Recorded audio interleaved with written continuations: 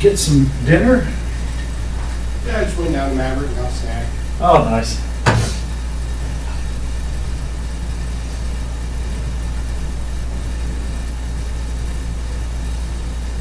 Hey.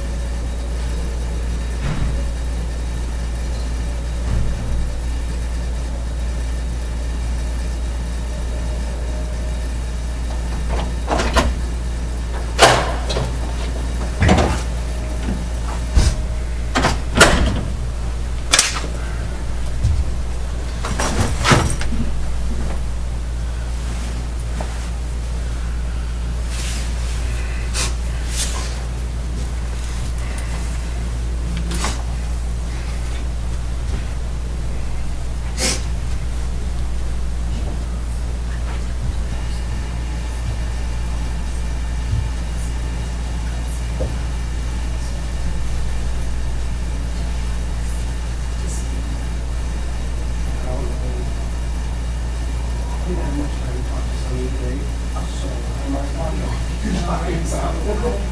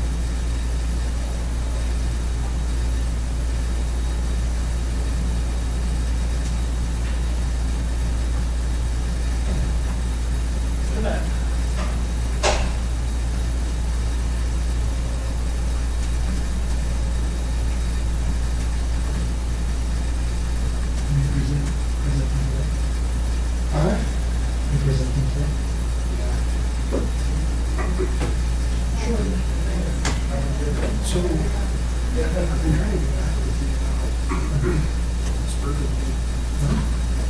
So I was having a Sunday in the mechanics before we went over what we have and what we should.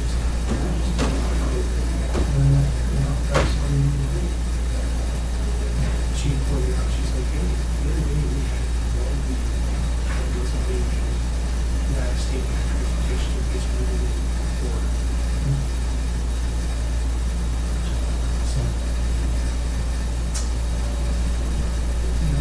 Sorry, unbelievable. They're good. You guys got to keep we brought them over today, so. That's funny, you actually had something like that. I'd be super worried if it wasn't the fact that there's balance and resistance on both sides and the type of it. I still But don't other know than that, cracks in the middle.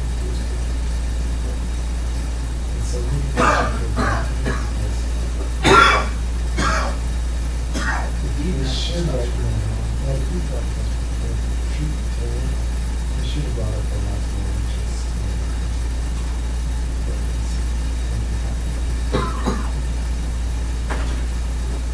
Right? Can't use tree gravel. 100% tree gravel. We should be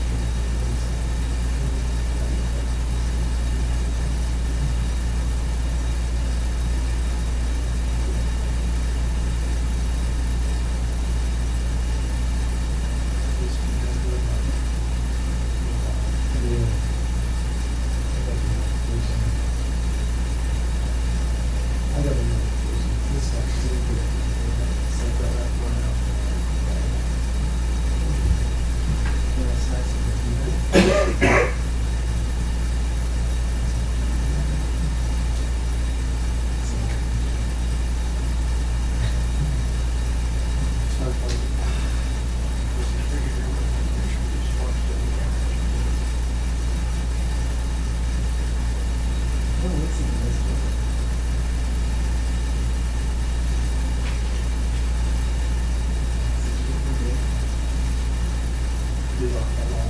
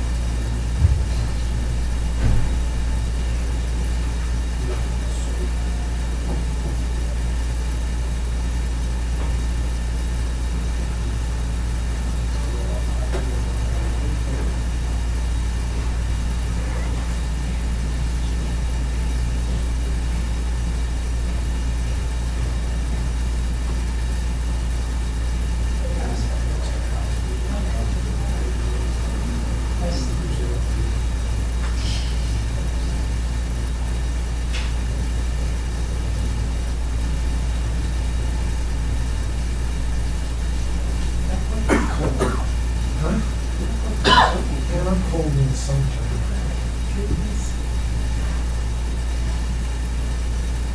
Something on that top of your head, what was on that?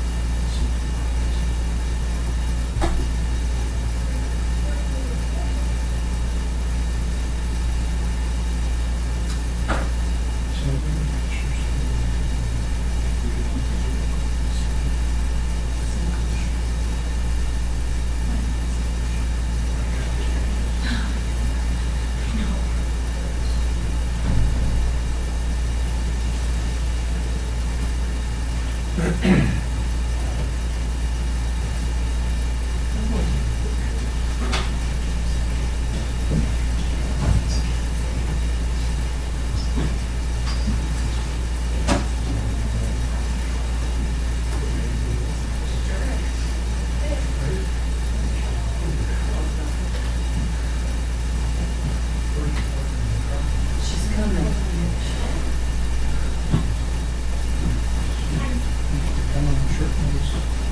Oh, you know, there was enough time to shower, they did fine. We wanted to do it before, No kid. all is fresh.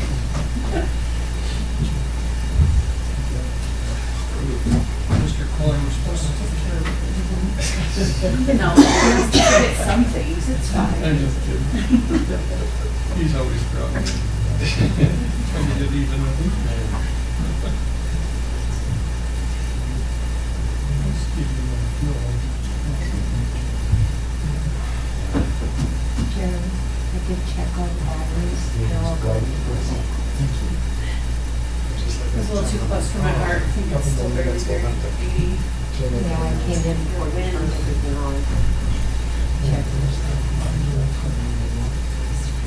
Greatest thing about it is how By the town.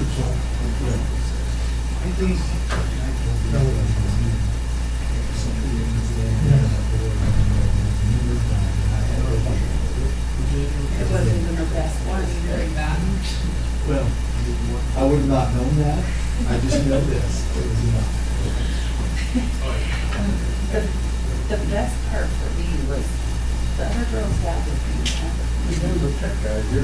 kind of being understatement. So the camera people behind me were rooting for her.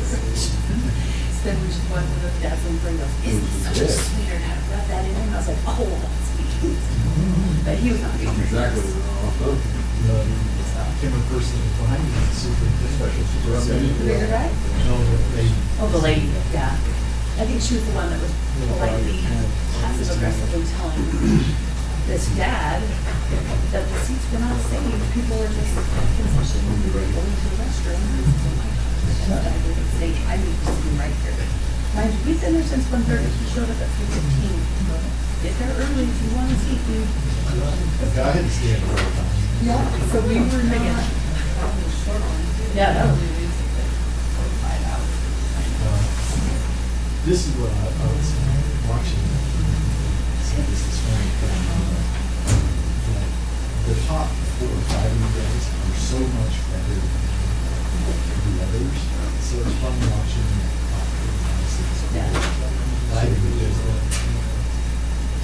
would say the difficulty was probably the one thing I could see standing on the other side. I didn't realize you guys had lights up so you could see, you guys use those in the dark. It wasn't great for you. Some people do, but. I'm glad I asked you to take those out so I could see.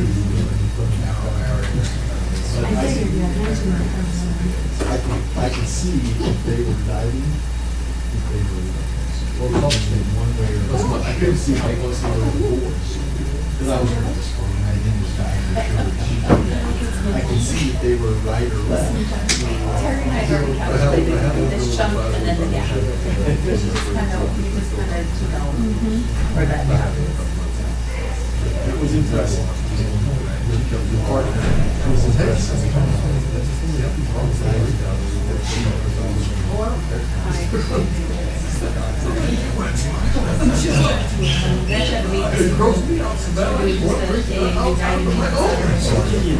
When the vehicle gets bigger, are you just incapable of parking?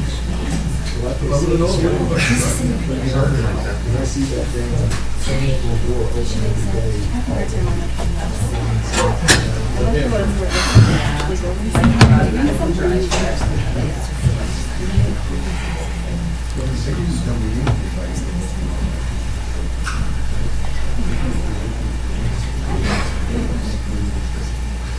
Somebody wants to get these lower. Hey, no training, don't fight.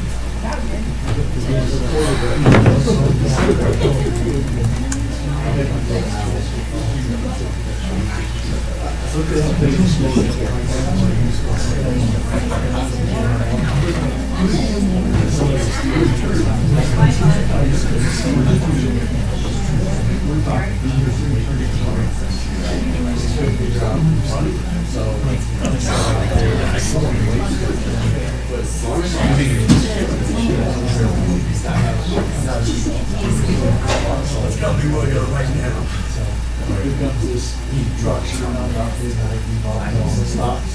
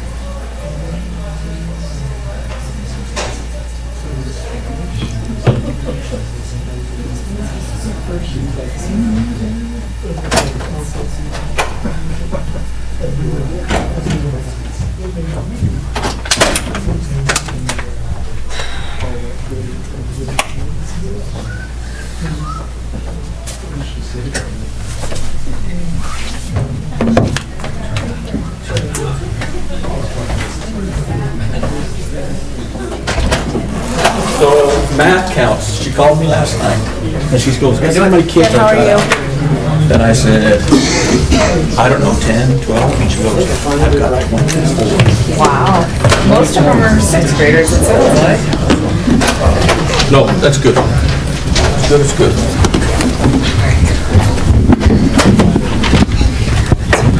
Good, good. We're over, so that's, but I'll see. Is this okay? Maybe I just flew off.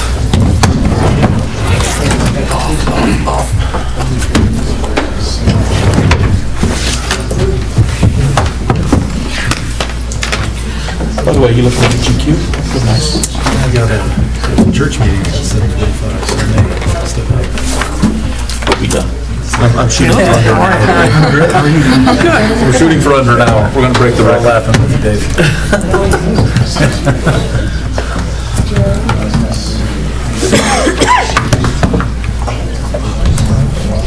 So it is now 6:02. Welcome, everybody. It's nice to see some people out in our congregation. We need to call to order the Sheboygan County School District Number 1 Board of Trustees meeting. I need a motion to go into the standard or school board meeting. Mr. Chairman, I'll make that motion. I have a motion. I need a second. Second. I have a motion. Dave was second. Any discussion? All in favor, say aye. Aye. Any opposed? Ayes have it, motion carries. All right, let's all rise for the Pledge of Allegiance. I pledge allegiance to the flag of the United States of America and to the republic for which it stands, one nation, under God, indivisible, with liberty and justice for all.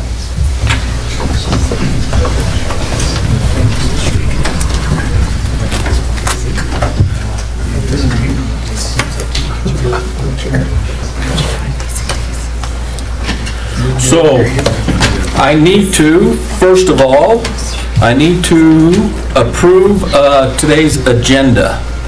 And I need a motion to approve the agenda. Mr. Chairman, I move that we approve the agenda as presented. I'll second that. I have a motion and I have a second. Any discussion? No discussion. All in favor say aye. Aye. Any opposed? Ayes have it, motion carries. Next on our list is we need to approve the consent agenda items, A, B, and C, the minutes from 10/10/23, the payment of bills, and our SPED-related service contract with BOCES. I have a motion. I need a second. Any discussion? Mr. Chairman, I need to recuse myself from check number 3180. Okay.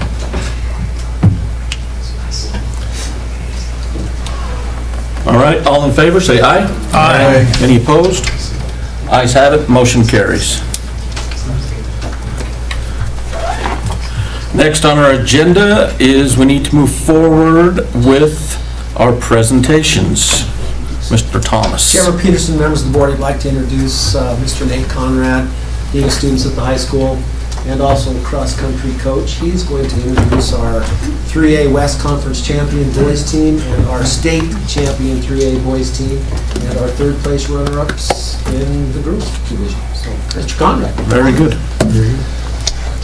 Mr. President, or Board President and members. Co-president. It sounds a lot better than Madam Chair, which I was being called for a little while. There you go, so. Mr. Chair. There you go.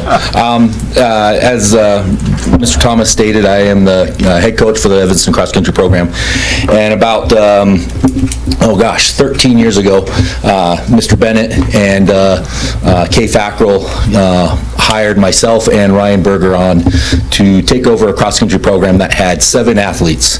That was between the boys and the girls program that came out to run cross-country for us. After a lot of years of hard work and working with these athletes and these kids, we had 55 athletes that were running cross-country for us throughout the majority of the season through this year. And as it was stated that we took first place in conference for the boys at the 3A West Conference, and then the girls took third place. And then 1 week after that, when we were at state, the girls followed a third place finish up with a third place finish at state, when they were projected to probably finish 4th or 5th. And then the boys, who were also projected to finish 5th on the state level, came in and ran away with it pretty handily. So I'd like to just bring up the girls. Let's have you come on up. Members of the girls team. We have a couple. We don't have as many as, like I said, I promise we do have 55. But, so we have, this is, yeah, just line up front. This is Bella Dover, Jocelyn Kapner, and Talia Conrad, 3 of our senior girls that were our captains of this team, leading the girls along through a really great season. And then Brett Francis, one of our freshman girls. We had, between the boys and the girls team, we had about 30 freshman athletes that came out for cross country this year. And that's 100% a testament to the middle school program that we've just added in the last 5 years. In fact, actually, my daughter Talia and Jocelyn, did you run in middle school? No. They were on the first ever middle school girls program that Evanston Middle School ever had, and they carried it through to high school and, now 3rd place after last year finishing 2nd. So they've been a part of a girls program that is doing some really great things in the last several years, and they were part of the first middle school girls program that we had. So, so our girls 3rd place team.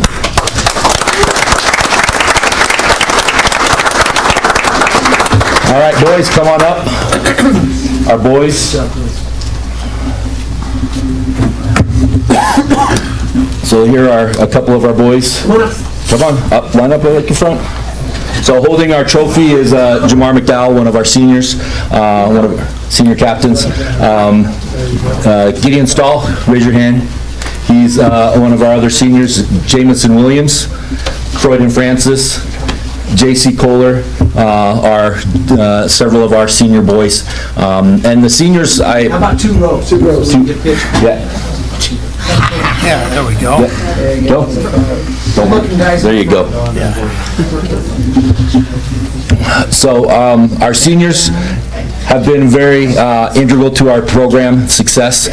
In the last couple of years, they've been giving more and more responsibility of a leadership role. Due to some great training that we've got as coaches this summer put on by Coach O'Neill, our athletic director, bringing in Don Julie, helping us to change the culture of our athletic programs and things. He highlighted the importance of getting our young athletes involved in the leadership. And so both on the boys and the girls side, these seniors really took a strong role in leading us with identifying great performances during the week, leading practices, especially during the off seasons, organizing group runs and things such as that, and then making sure that a lot of our younger runners were getting the support that they needed. Joining our seniors, we've got Asher Conrad, Zach DeGraw, Carter Brown, Aiden Conrad there in the back. Raise your hand. Matt Seapos. Oh, I forgot Colby. Colby is one of our other seniors. And then back behind Colby is Carson Stahl. And then we have Justin Moon and Brian Baxter, who are part of our state boys cross-country team. So.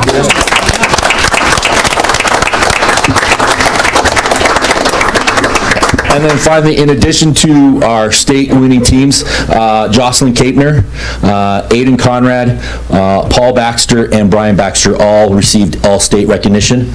They finished in the top 10 at the state meet, and with that finishing position, they are recognized as one of the top 10 cross-country runners in the state of Wyoming to go along with that accomplishment. So they get that automatically when they do that? Yep, they get that automatically. So it's in cross-country, it's based off performance, not politics and voting. So yeah, it's all them. The work that they did. So good job. Any questions? No, thanks for representing you guys. That's fantastic.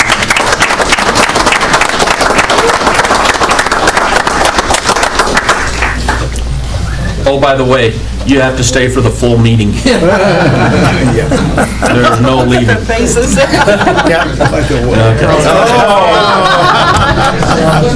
debate is way in classrooms.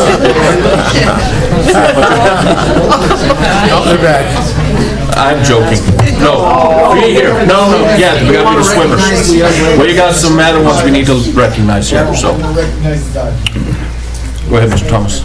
Chairman Peterson, members of the board, we'd also like to recognize members of our dive team. Mr. O'Neill, are you going to introduce them? Who's going to introduce them? Coach Will? Oh, Coach Will. Okay, come on up, Terry, good to see you. I didn't realize I signed up for this. Public speaking 101. There I you can go. teach all day long. Yes, so I am Terry, what's that? She was just going to say. Oh, I'm Terry Wilt, so I'm the head girls swimming and diving, and the boys assistant I coach diving. We had a great year, we had a successful year. I, 2.5 years ago, applied for a job here. I had no idea I was going to become a coach. Little did I know, I completely have found such a love in it, and especially watching the girls grow. We had a really great season, both swimming and diving. This was our first year, probably in a long time, where we're actually starting to win some meets. Our swimmers are getting stronger and stronger. But yes, we had 2 of our divers. These are our 2 girl divers. At conference, they took first and second. This is Rachel Johnson and then Alyssa Seapos. Rachel took first at conference last year and this year, so she's a 2-time conference winner. And then Alyssa took second, so they're both all conference. And then we went to state just this last weekend. It was a close competition. It was a tight one, definitely.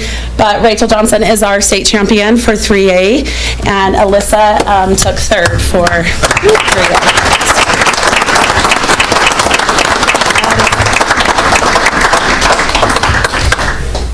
Coach Will, Yes? mention the conference record.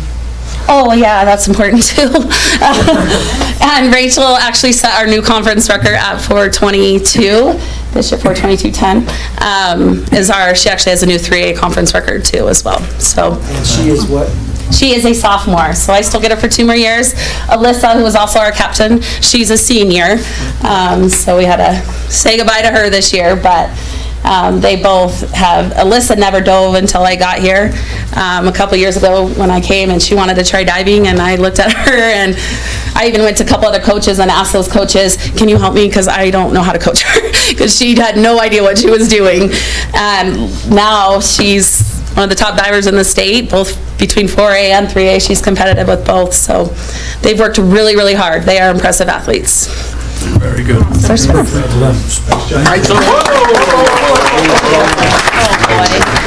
And I didn't sign up We for might this. have a few questions here. Yeah, so, I guess it's interesting because when you are involved with individual sports and the nerves that you have to have competing at some of that stuff and being so young and just kind of starting out, not starting out, but starting later on, how did you handle the pressure? I mean, up there in front of everybody, by yourself, on a board. What is your mindset? What do you do to get ready, prepare yourself for it? I guess I just don't care about the competition, kind of just trust my abilities, because I've been on the board doing this a billion other times, so it's just I know how to do it, so I just kind of have to get out of my head and just have fun with it, and it's fine. Something that our coach always says is to remember that it's just practice, and because practices are fun but meets are stressful, and so if you just think of it as a fun practice, and it definitely makes it a lot easier. No, I've heard good things about you, Coach, so I hope thank you. Like it here, so. Yeah, no, I love it. I will say the competition was literally 1/10 of a point between first and second place. Wow. It literally went down to the very, very last dive. We were all just biting our nails, waiting for that score to post. So it's pretty impressive that they handled the pressure the way they did. They did a really good job. Great. Explain both of your last dives. Okay. I was there. I want you to talk about your last dives. So my last dive is an inward 1.5. It's when you stand on the end of the board, but you do a front flip, but towards the board. I don't know how to explain it. But I was I needed 30 something points to overtake, and I got the 1/10 over to beat her. and I can't see the scoreboard since I don't wear my glasses when I dive. So I didn't know how much I had won by until I got out of the water and everyone was like, oh, that was only 1/10. So.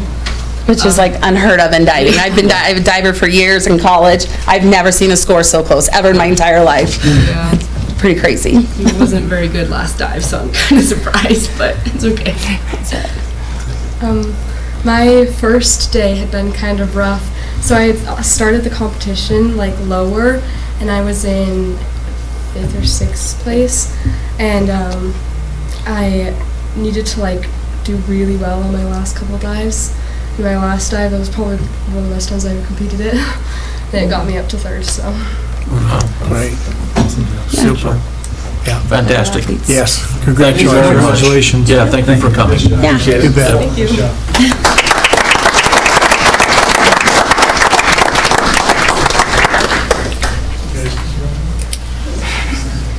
Chairman Peterson, members of the board, just to continue on, I'll bring Principal Francis and Principal Moore up here. They'll present to us the UME and North goals and objectives from the state accountability scores. Come on down. Tell us about your last time. Oh, yeah. It was an N-word something.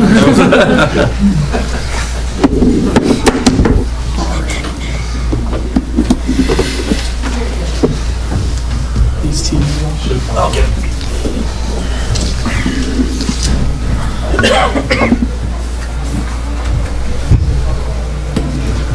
Chairman Peterson, members of the board, I'm Brad Francis, principal at Uinta Meadows Elementary. I am not a state champion in anything, so I'm not nearly as cool as these student athletes that just left, but I just want to echo what your sentiment as a teacher for a lot of those kids, as a coach of some of those cross-country kids.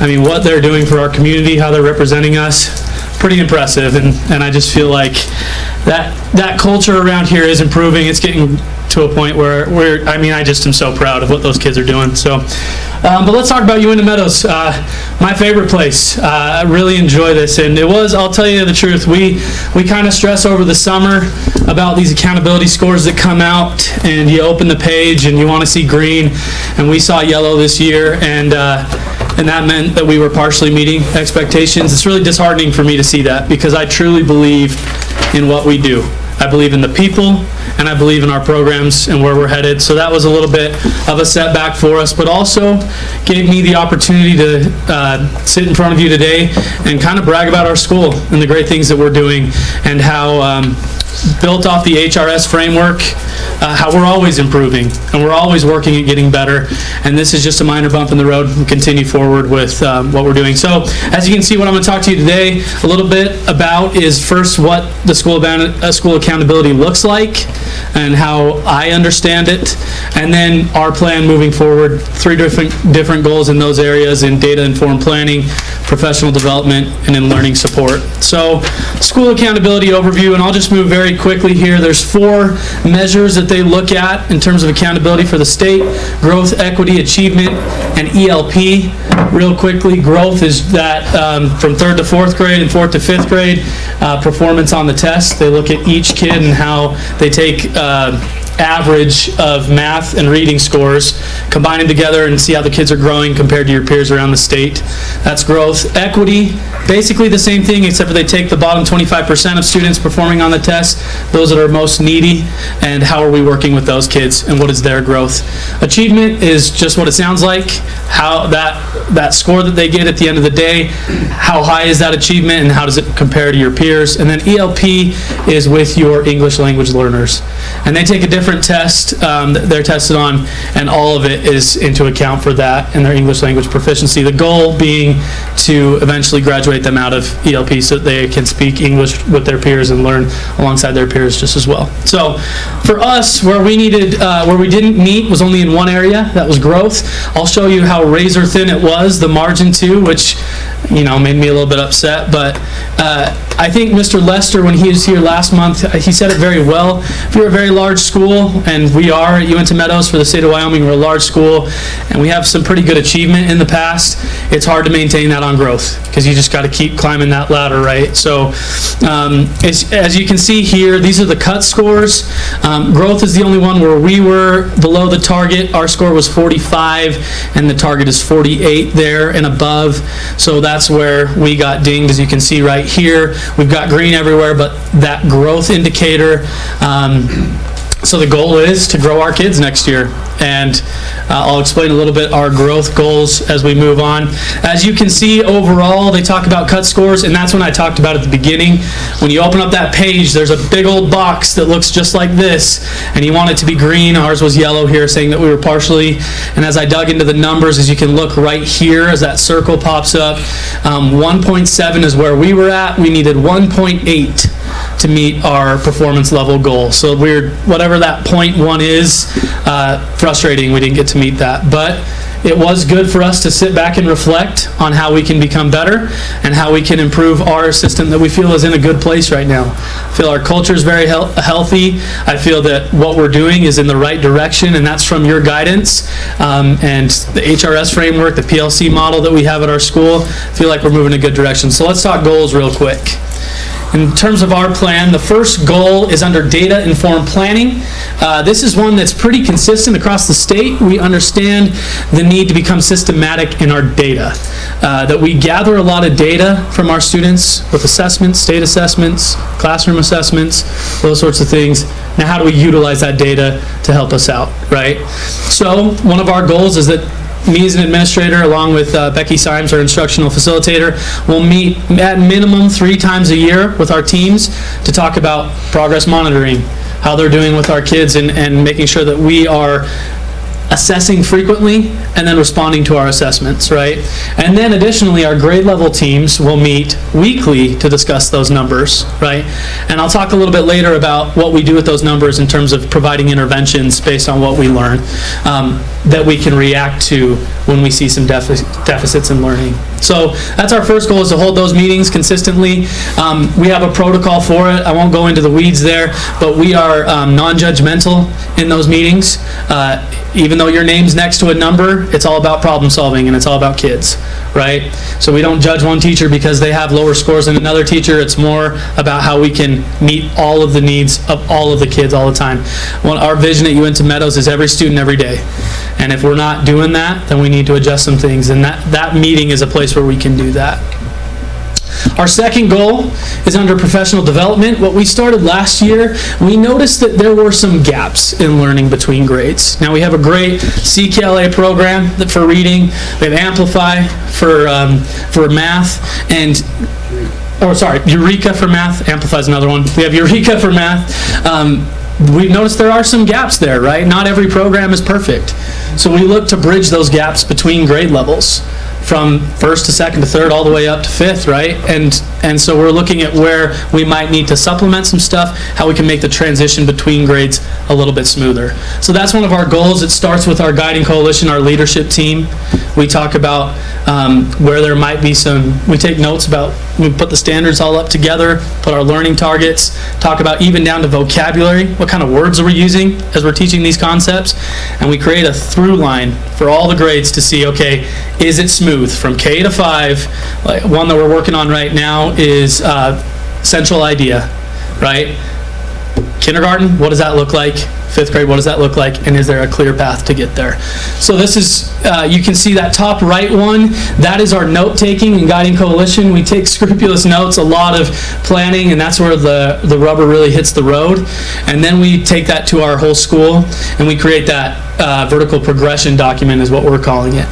And that, if we had the whole document, if I could take a screenshot of the whole one, every grade level is represented on that. And anyone in the school can go to that and go, okay, well, I've got some kids that are struggling in this concept. What did they do in 2nd grade for that? And they can then address those needs that way. So we've done place value. We're working on central message right now. We'll just keep going on those main concepts, those overarching concepts for every single standard that we find to be of top priority for us. So that's where we're headed in terms of vertical articulation. That's goal number 2. Goal number 3 that way is that we're going to have Tier 3 interventions. Now, I don't want to spend too much time in the weeds on what interventions are. We have Tier 1, which is our normal curriculum. Every kid gets that. Tier 2, if there are kids that are struggling in the normal curriculum, we know that some kids take a little bit longer to process information. We know that some kids might not get it the first time. So we provide Tier 2 interventions, and those should be timely, in the moment interventions, that same week or the next week. And that's why our teachers are gathering data consistently. And we provide those interventions in the moment. Now, Tier 3 interventions are the ones that are really hard to wrap your head around because these are previous deficits.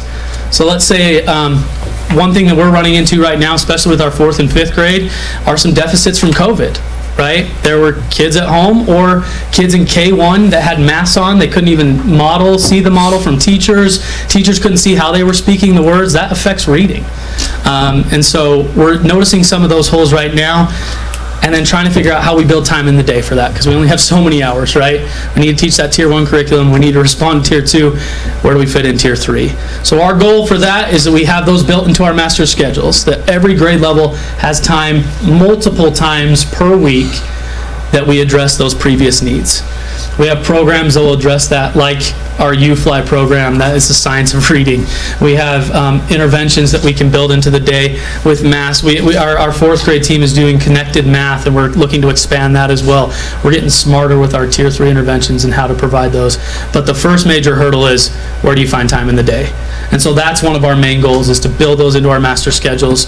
To help facilitate that, we have some amazing consultants that come in from across the state that help us with that. Right now we're using Tammy Beebe Schwartz. She comes in monthly, and our special ed teachers are helping to spearhead that. They're the experts in our Tier 3 interventions, and using her expertise as well, they can help us build some real effective Tier 3 interventions that we provide for kids. So that's our 3rd goal, is those Tier 3 interventions. So just to recap real quick, our first goal, again, are those data meetings, making sure we're consistently taking data. Our second goal is that we'll create a vertical articulation framework so that our Tier 1 curriculum is where we want it to be. And then our 3rd goal is that we have those Tier 3 interventions based on that data that we've collected earlier, and now we're placing kids where they need to be and meeting them where they are, so that eventually we do achieve that vision of every student every day. Not just our high achievers, not just those kids in the middle there, but even those that struggle to read or to do math, wherever they're at, we'll meet them where they are. And so those are the 3 improvement goals that we're going to work on this year. I'm proud of our team. Like I said again, we do amazing things at UNT Meadows, and we're going to just push on ahead and keep working with everything that we need to do. Are there any questions that you have for me?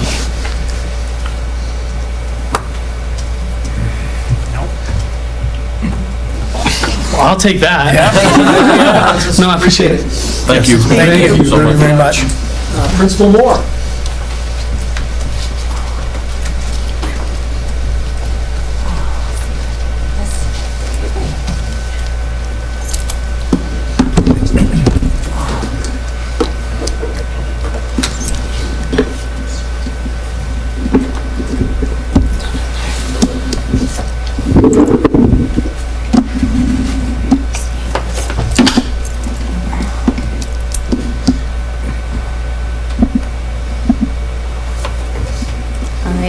Mr. Chairman and members of the board, I appreciate your time tonight. Thank you so much for your willingness to spend time in looking through our school improvement plan.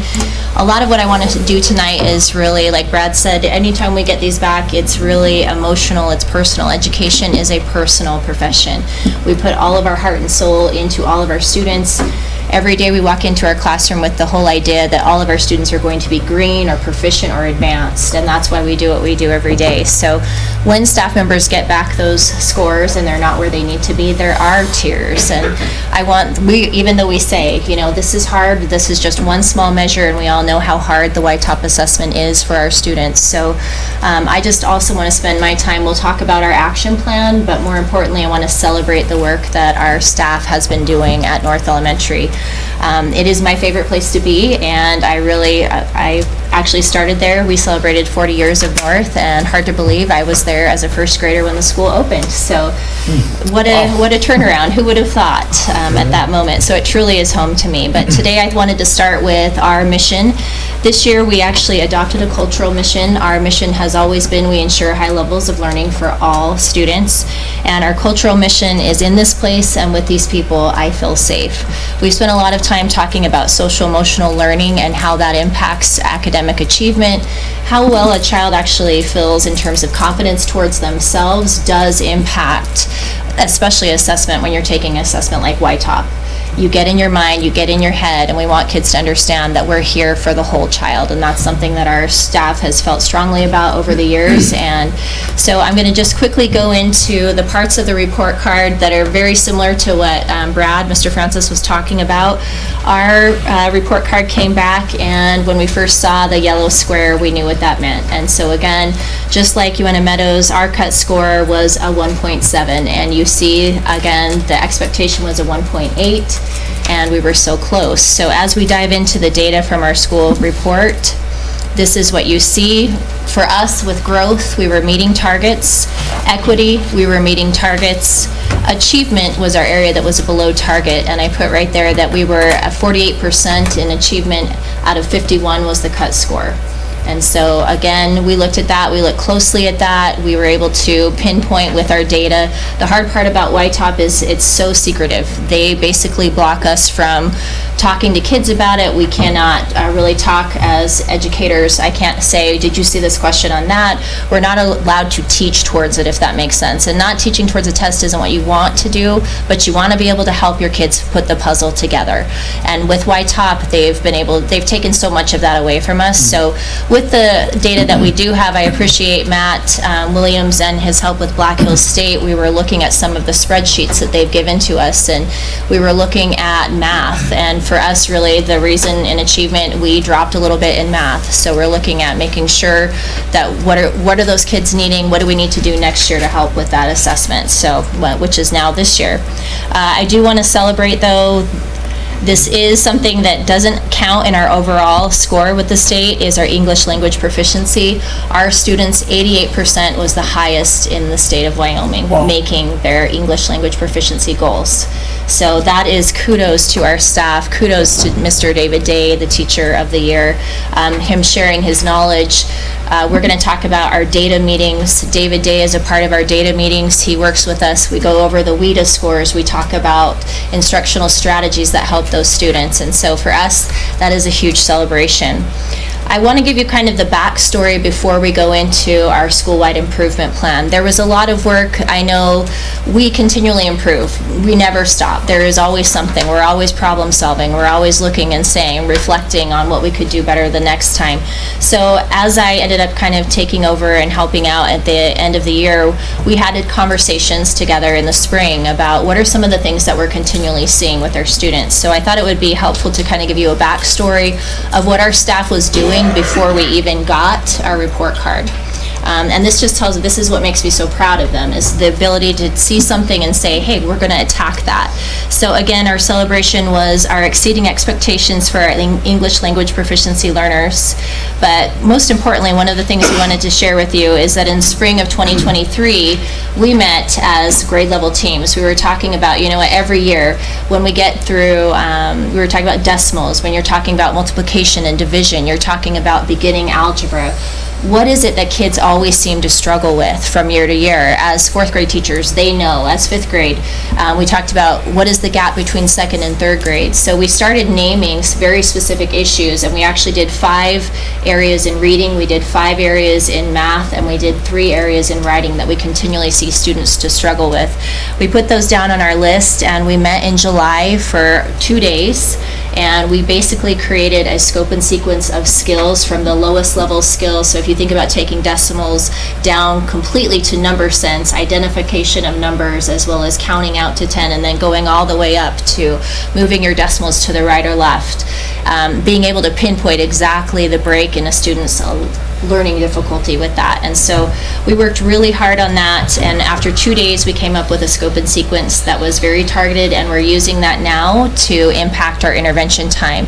We're able to do it during our core instruction time Fluency-based intervention is basically we're doing 1-minute timed assessments where the kids are trying to beat their goal every time. We teach targeted instruction the first time around with it.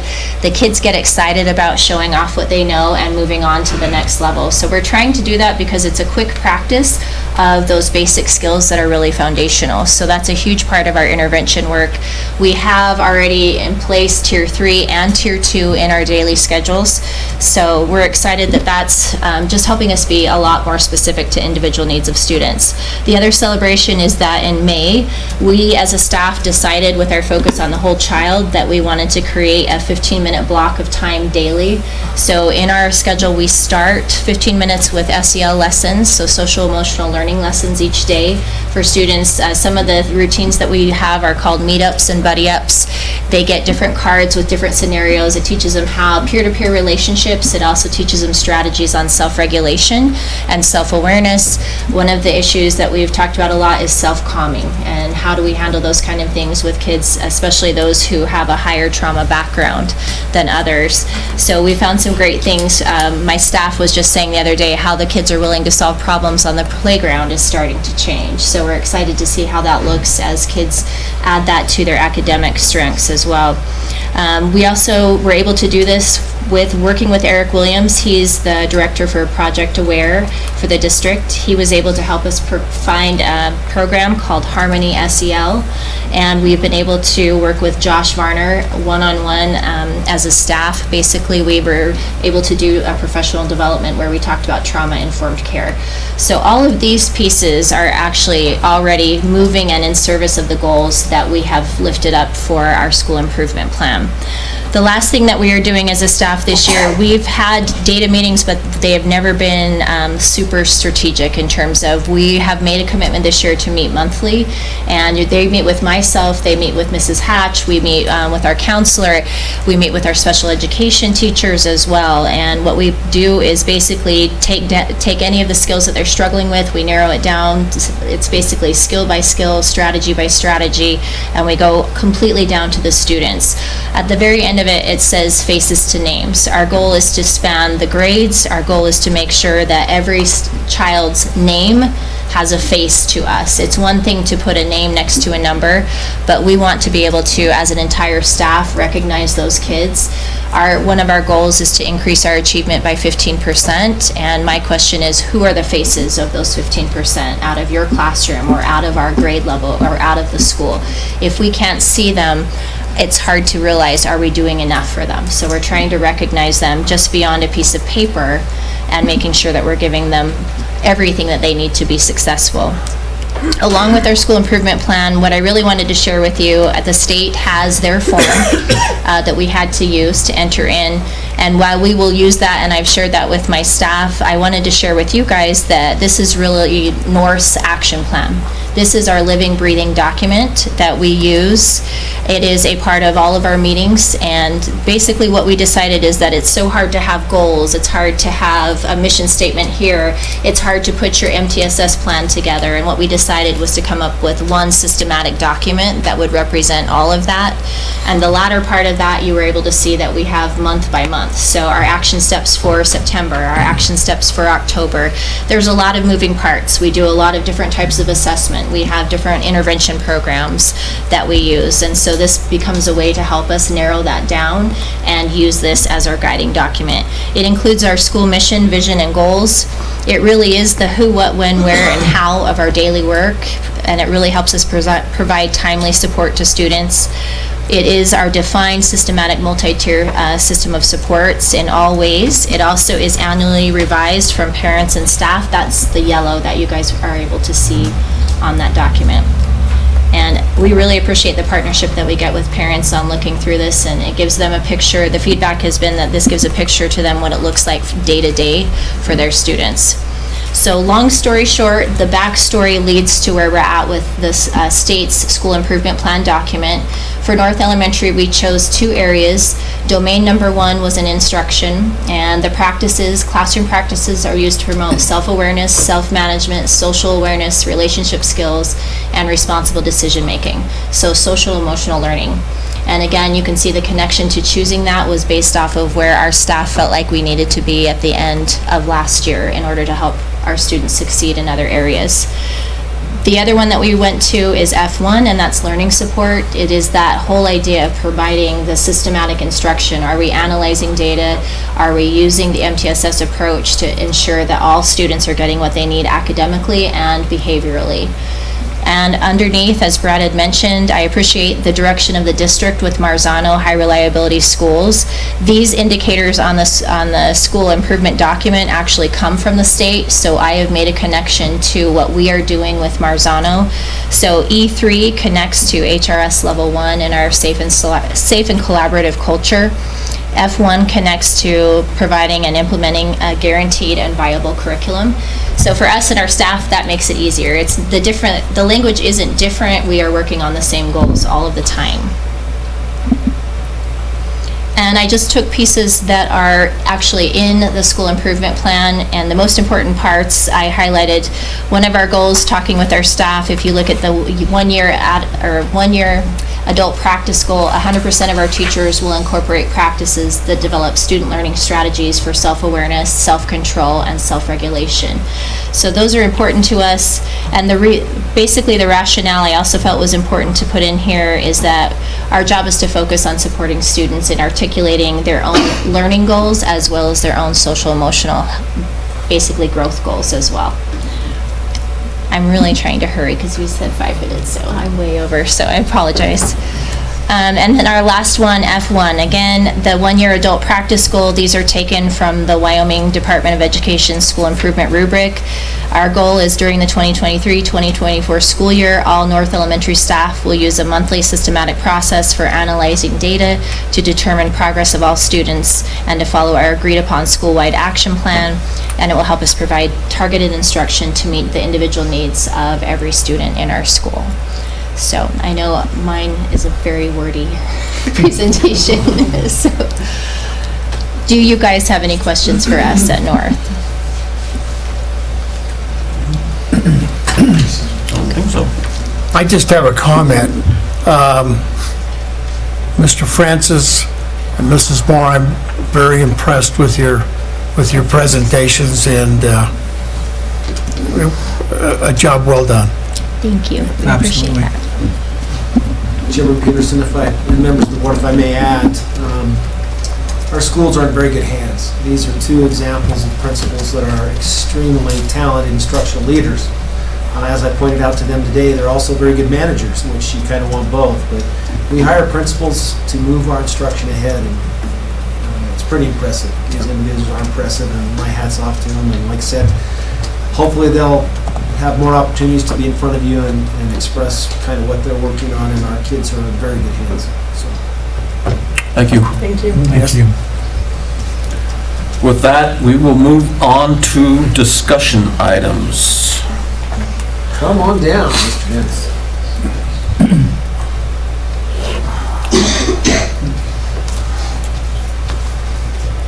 Chairman Peterson, I don't know, call you chairman now or Mr. President? Chairman Peterson, members of the board. Just kind of an update on the domes. Tomorrow's a big day. Weather holds out, we're going to start to inflate the first dome. All the fabric's been laid out, they've got it anchored down. Our doors are in place, and they will fire up the HVAC unit, start to push some air through that, and make the final connections and what we need to do there. So I wish I could tell you what time. I'm guesstimating around 10-ish, 10:30, but a lot will be dependent upon kind of the weather and the temperature, making sure that we aren't cracking our fabric. Right now, that fabric looks really, really good. It is a little dirty where it was exposed in some areas, but that'll clean up really well. I did let Superintendent Thomas know that the big Y is still there, and there is not a Y. Oh, yeah, you put it on either side. Yeah, my heart's beating too fast. Yeah. My goodness. So, you like being employed here? Superintendent Thomas asked me if we were going to make sure that was well lit getting ready, and so, it's clean and ready to go, so. Yeah, if all goes well, like I said, by tomorrow, our hopes is to kind of inflate that about 4 feet off the ground so they can make those final tie-ins and then continue to inflate from there, start putting heat through it. And then when they've got a small group tightening everything down, they'll take another small group to the other side and unroll the fabric. And by next Thursday, probably have the second dome starting to inflate. So work is really, really going quickly as we're kind of ending that portion of it. So questions for us? When can people walk through it? I mean, they're inflating tomorrow at 10, but obviously there's going to be stuff that needs to be done on the interior. Would it be like a Thursday morning type deal tomorrow afternoon, or we're going to have to wait till next week? It's plan an open house for the majority of the people, but you guys are always welcome. I don't know what the lighting will be like inside, or if the doors will be available, so. There won't be. I'd say a while, give us some time. Next week. We don't know what. Yeah, we don't know. That's the thing. Once we find out if we can take you in with the flashlight, we'll do that too, but we don't. We'll communicate with you. So we can show up with our own flashlight. That's right. Yeah. I'll kind of let Superintendent Thomas know tomorrow kind of where things are at, and he can send an email out to all of you. But if all goes well, hopefully by the end of tomorrow, we'll have the first one inflated. Now the electricians, once that's inflated, then the electricians can pull the wiring on the inside and make those connections. But I'm hoping maybe next week, or possibly even Friday. If individuals want to walk through, let us know. We'll make sure there's flashlights. We'll get some lighting that will allow you to kind of see what's going on. With that, I've contacted the flooring guy. They will be here next Wednesday or Thursday. Once they see the first dome is erected, and Dome 2 is well on its way, then we're going to get that ordered so that we can get that in place as well. So things are moving rather quickly, which is really good. You mentioned the temperature. Does it have to be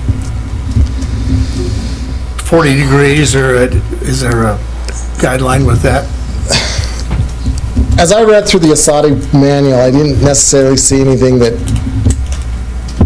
exactly said temperature needs to be at this threshold, but as many of you know, and if you've ever dealt with a canvas or anything like that, you want it warm enough that it's a little bit pliable, and you're not introducing anything where it's going to crack.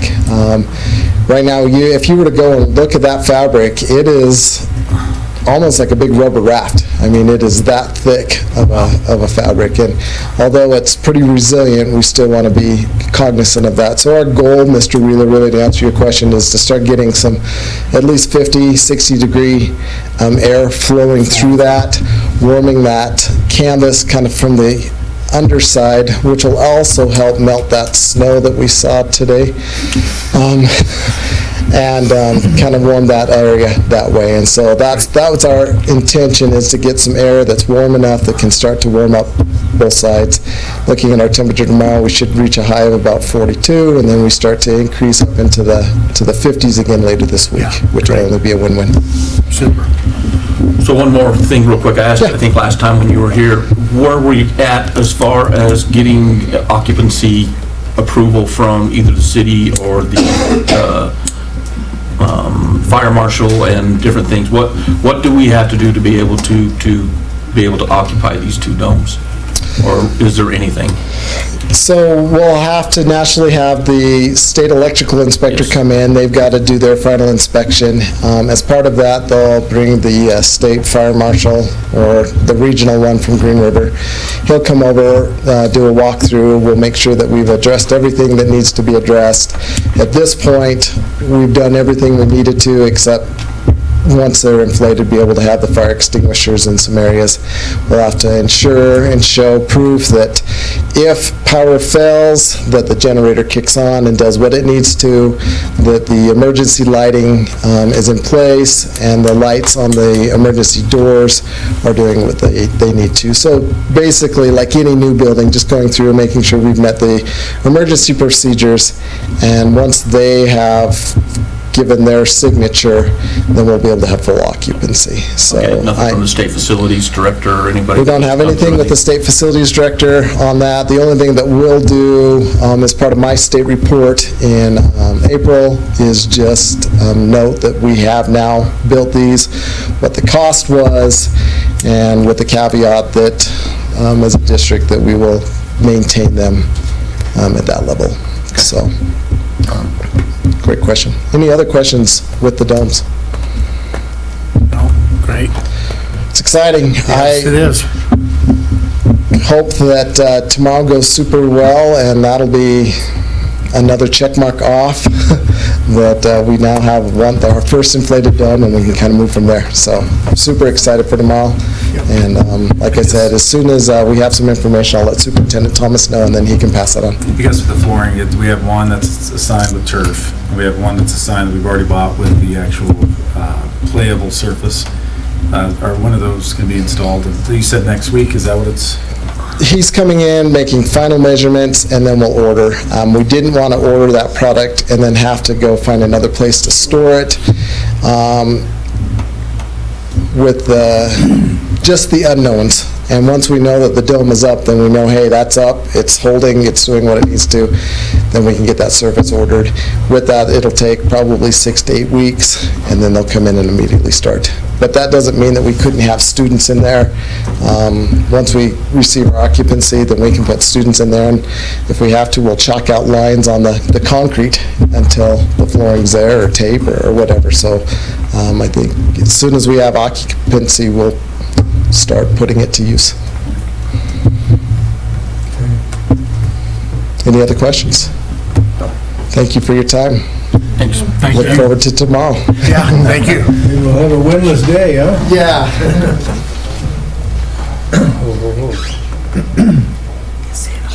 So our next discussion item, do we need to even go through with this? That's going to be No the thing. discussion tonight. No discussion on item B, so. It'll be tabled. We will take, yeah, when we go through our action items, we'll deal with it at that time. So right now, B, we will not discuss anything with the Evanston Development Agreement.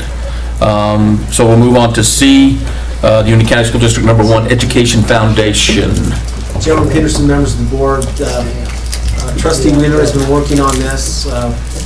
We're probably one of the only districts around that does not have a foundation. And Chairman Wheeler will go into, or excuse me, Trustee Wheeler will go into why this would be beneficial. There's still some steps involved. This will probably take some time to have Jeff look at it, make sure everything's in place. John's gone through it and made some comments. And again, Trustee Wheeler. Okay.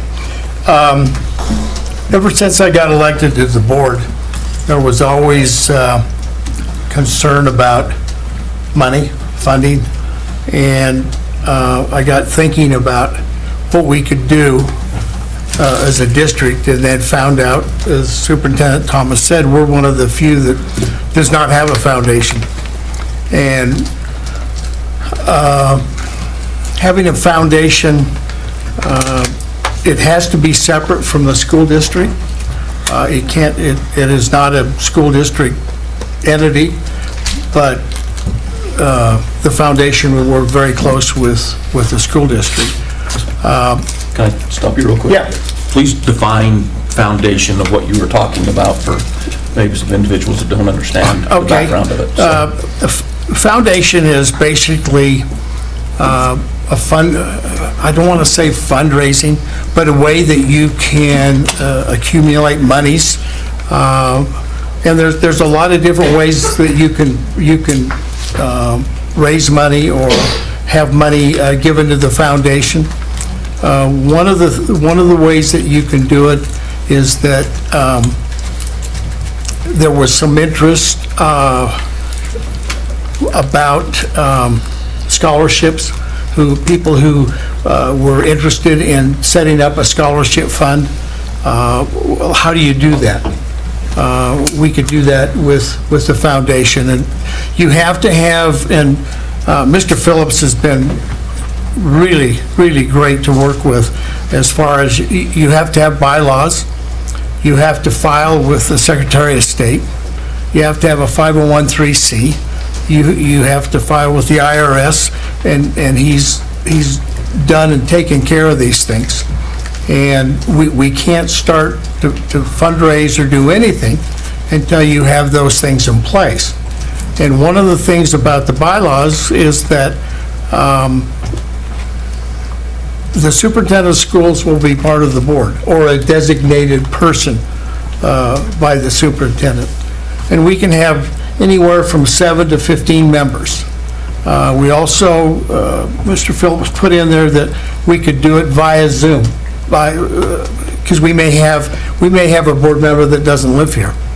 So there's a lot of different ways that you can approach people, and I think with the Hall of Fame, we have a base of people that have never been asked if they want to contribute back to their high school, their school district. And there's a lot of ways that you have to set this up to be professional. One of the concerns was that our community is very giving of which it is, and so how do we entice the people in our community? And I think you have to give something back to them. And I'm not going to go into some of the ideas we had, because I don't think that's appropriate right now. But those ideas would have to be approved by the board, because it might entail some of the facilities that we have with the school district. So one of the schools that has a foundation has had for 18 years. And going on their website, you can donate right on the website. The one time that I looked at it, they were raising money for playground equipment. And they had a sponsor who would match up to $3,000 for playground equipment. And I think that they were able to raise $6,000 in about a month. And so just a lot of things that I think that it could be used for. I was in a meeting last week where there's a certain program that would be beneficial to students, but there was a significant cost involved, and didn't know if that was something that we could move forward with. That might be something that the foundation could help with. So I just think that it was something that we needed to explore. We're a long ways away from fruition, that's for sure, but we've gotten to make the right steps in the right direction, and we'll go on. So, Mr. Phillips, you have any other comment? Yes. Dan Wheeler has been tremendous in putting this together and organizing it and spearheading something that I think is going to greatly benefit our district. He has some wonderful ideas on trying to raise some money apart from what we receive from the state. Private entities, donations, sponsors, all that sort of thing. And we've already started the process of organizing a board so that we can get this thing rolling. Yep.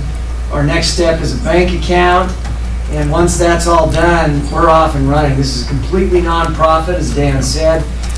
So the sole purpose of the foundation will be to benefit our schools and our students. Period, end of story. That's the way it's going to be. We've already had several members of the community who volunteered some time. Nate Spanenberg to help us out a little bit. And I think we talked about maybe Brian Johnson doing a website. Maybe I shouldn't say that. I want to put some pressure on him. He's going to help us out with this thing. But a lot of time already donated. But Dan really has put this thing together. And it's because he loves our school district and our students and our community so much. And can't say enough about how wonderful Dan has been. Well, thank you very much, but we got a lot of work to do. So, board members, do you have any questions? Did I explain what a foundation is well enough? If I could just add a couple of things, some of the suggestions that I've seen, and John suggested many of these. First one is to have a preamble that actually goes over exactly what the foundation is for. Right. And John's already given some good talking points in that. Right. I really think the key to this is it's separate from the school district, but the school district has some fingers in it. Yes. So Yes. it's not focused toward just the football team or just the volleyball team. It is district-wide services. Individuals can come to the foundation and ask for support and help. And probably I think the best thing with this is it's a place where individuals that are outside our community but love Evanston Red Devils would like to contribute, knowing that the funds are protected, they're going to be used for our students, and it's something that can continue for years and years. Yep. Well put. Yep. So on the foundation side of it, if I am a donor, can I specifically target what I want the monies to go to? If I want to contribute $5,000 to a scholarship fund through the foundation, can they do that? Or is it just go into a one big bucket, one big can of money that gets distributed from It's there? designed to be really flexible. Okay. And obviously, the board will be making those decisions, but the whole concept behind the foundation is to have that flexibility so that we can get creative on how we raise the money, on how we spend the money. Yep. And so certainly, that can be part of what the foundation does, yes. Okay. Can I put you down for 5? Not me, but my wife.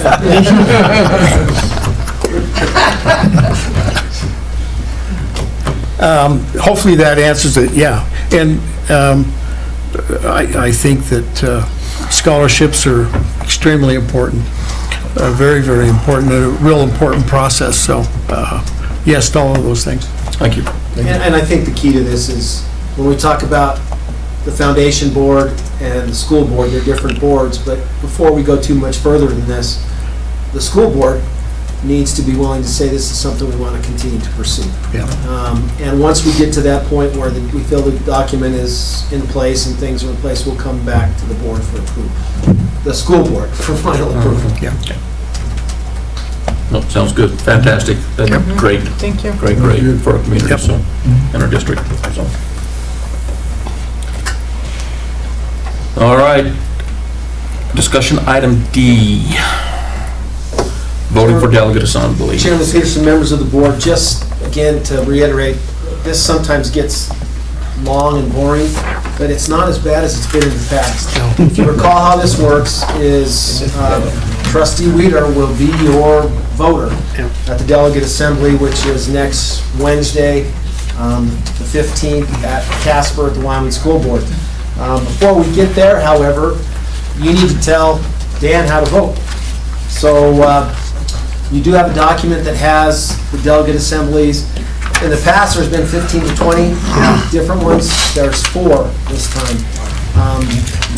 What you see is absent is the one that we've submitted for the last 15 years on the starting age of school, mandatory. The reason why it's not there is because we've been told that one of our representatives will move that forward separate of Wyoming School Board. Ryan's going to do that. Excuse me. Representative Berger's going to do that for us, and so it's not on here. But just so you know, and I'm going to go through this really fast, there are 4 things, 4 recommendations.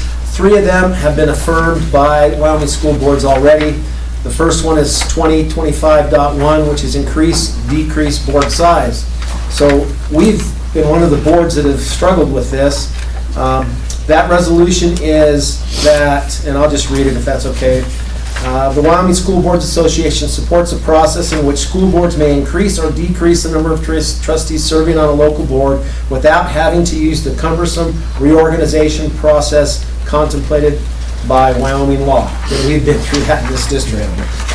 That's a joke. Okay.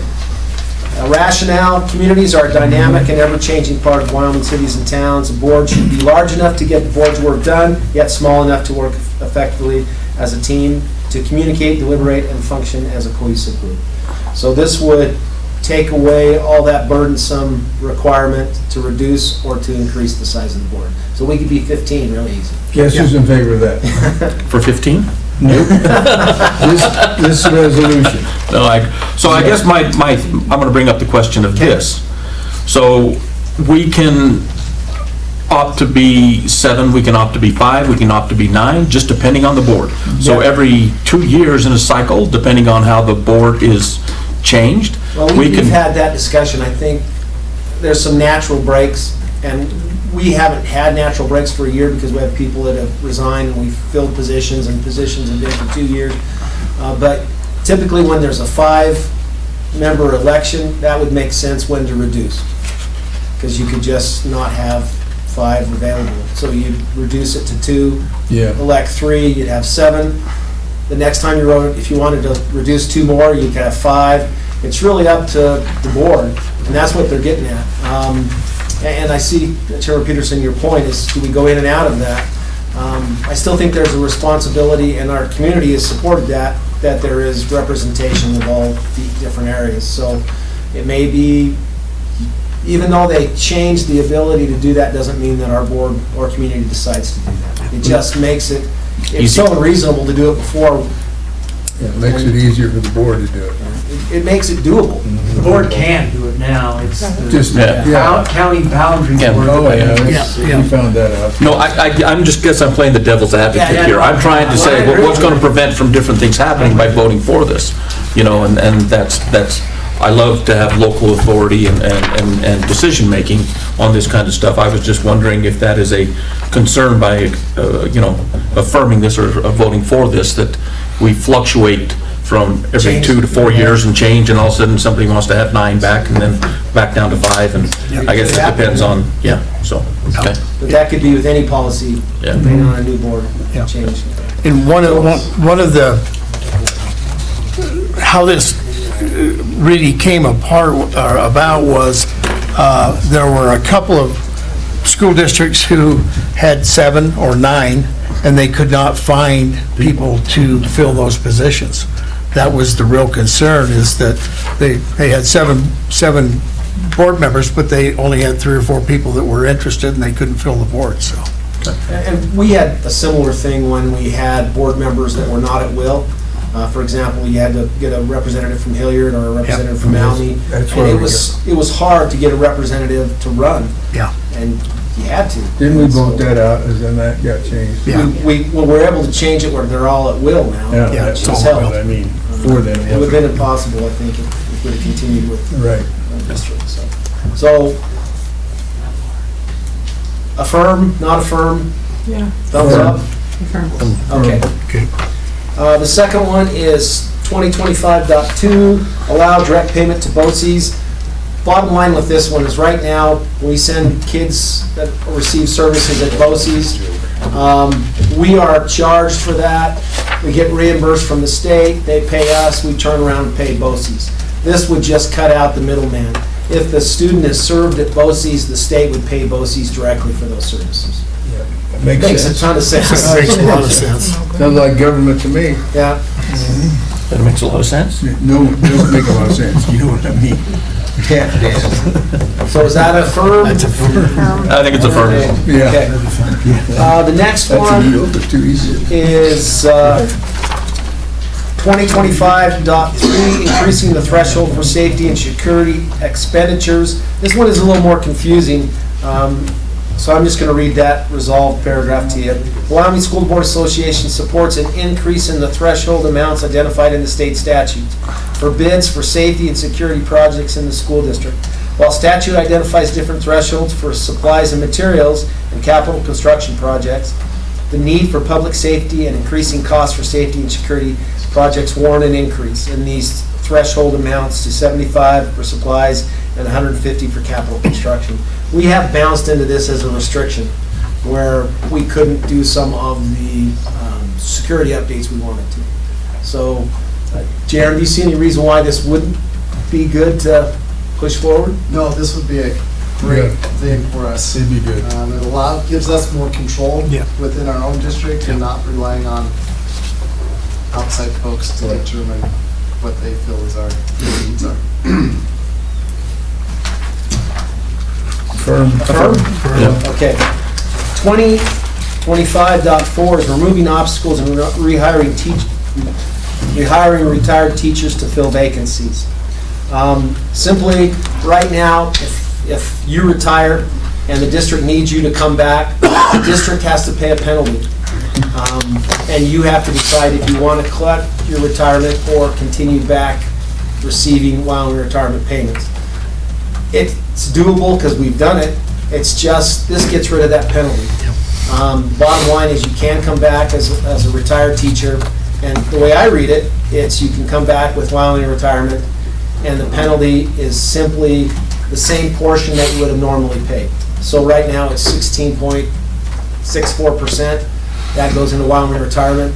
The district would pay that. They could hire a teacher at the same salary as another teacher. That teacher could collect retirement and their salary.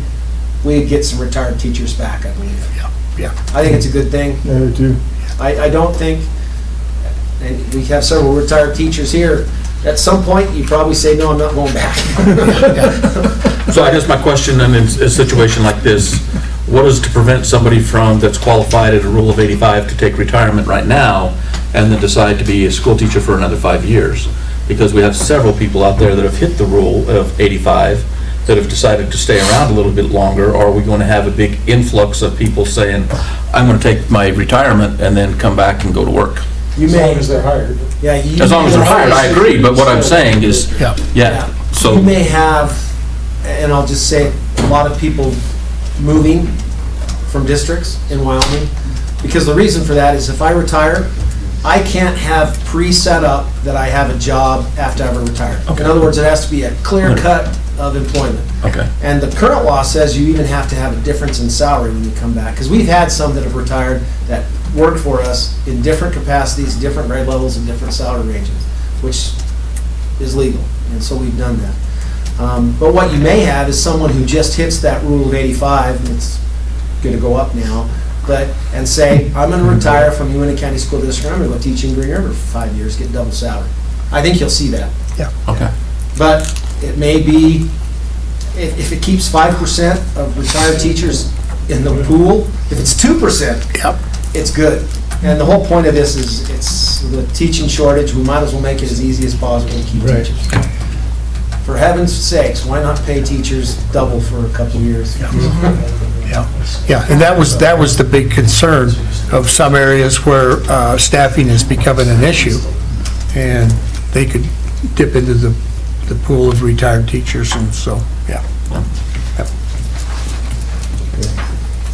So is that an affirm? Yeah. Yes.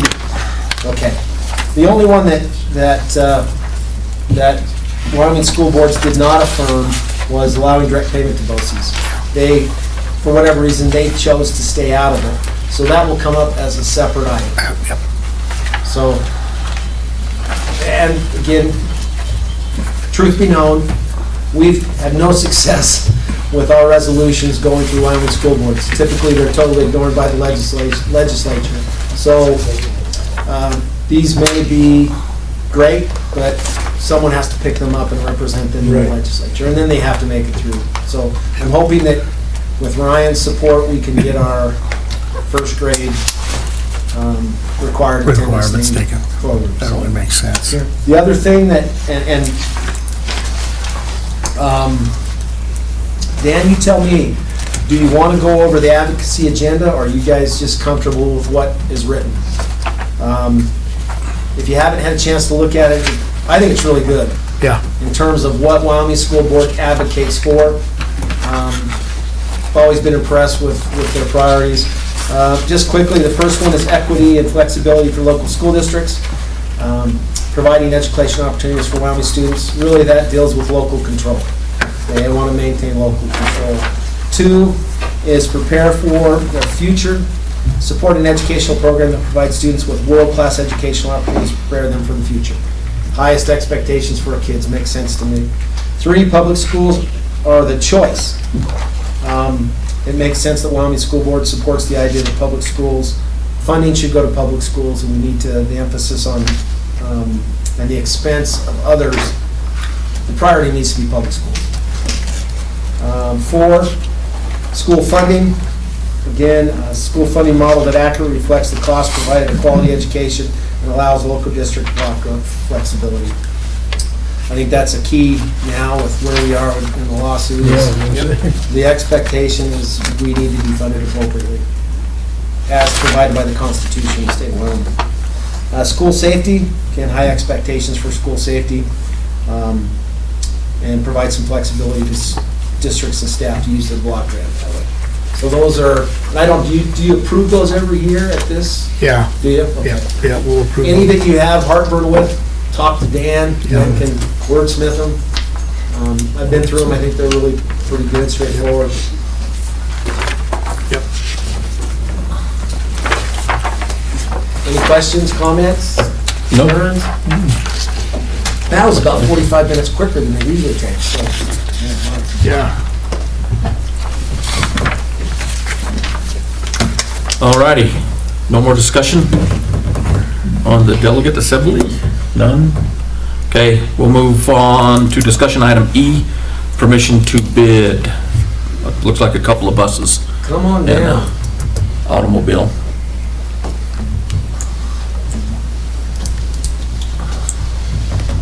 Good evening. So we're asking for permission to bid for 3 vehicles. Essentially, we need to look at replacing a staff vehicle. One was totaled out by insurance claim last year. We've got several others that are getting to be pretty old. If you've cruised around any of our staff Suburbans lately, you've seen they're kind of getting up there in age and getting pretty bad shape. So I'm asking for permission to bid for a new staff vehicle. It would not be state reimbursed. It would have to come out of our fund. Other than that, I need permission to bid for 2 buses. That would be for next year's buses. We've already ordered for this year. They'll be here at the end of the year. This would just allow us to proceed for next year's. It's pretty straightforward. Just need permission to bid. Do you have any questions? So, Mr. Fackrell, if I may, you do have funds in your department budget for the staffing. Yeah, so in our transportation fund, we have almost $50,000 for a staff vehicle that we could purchase. With the price of vehicles these days, we may be able to get one. I might have to ask for a little bit of help getting it there. The thing with our bids is they're a lot cheaper than what you would buy them for just as a regular person. But I haven't bid a vehicle out for a couple of years, so I couldn't tell you where we would be at.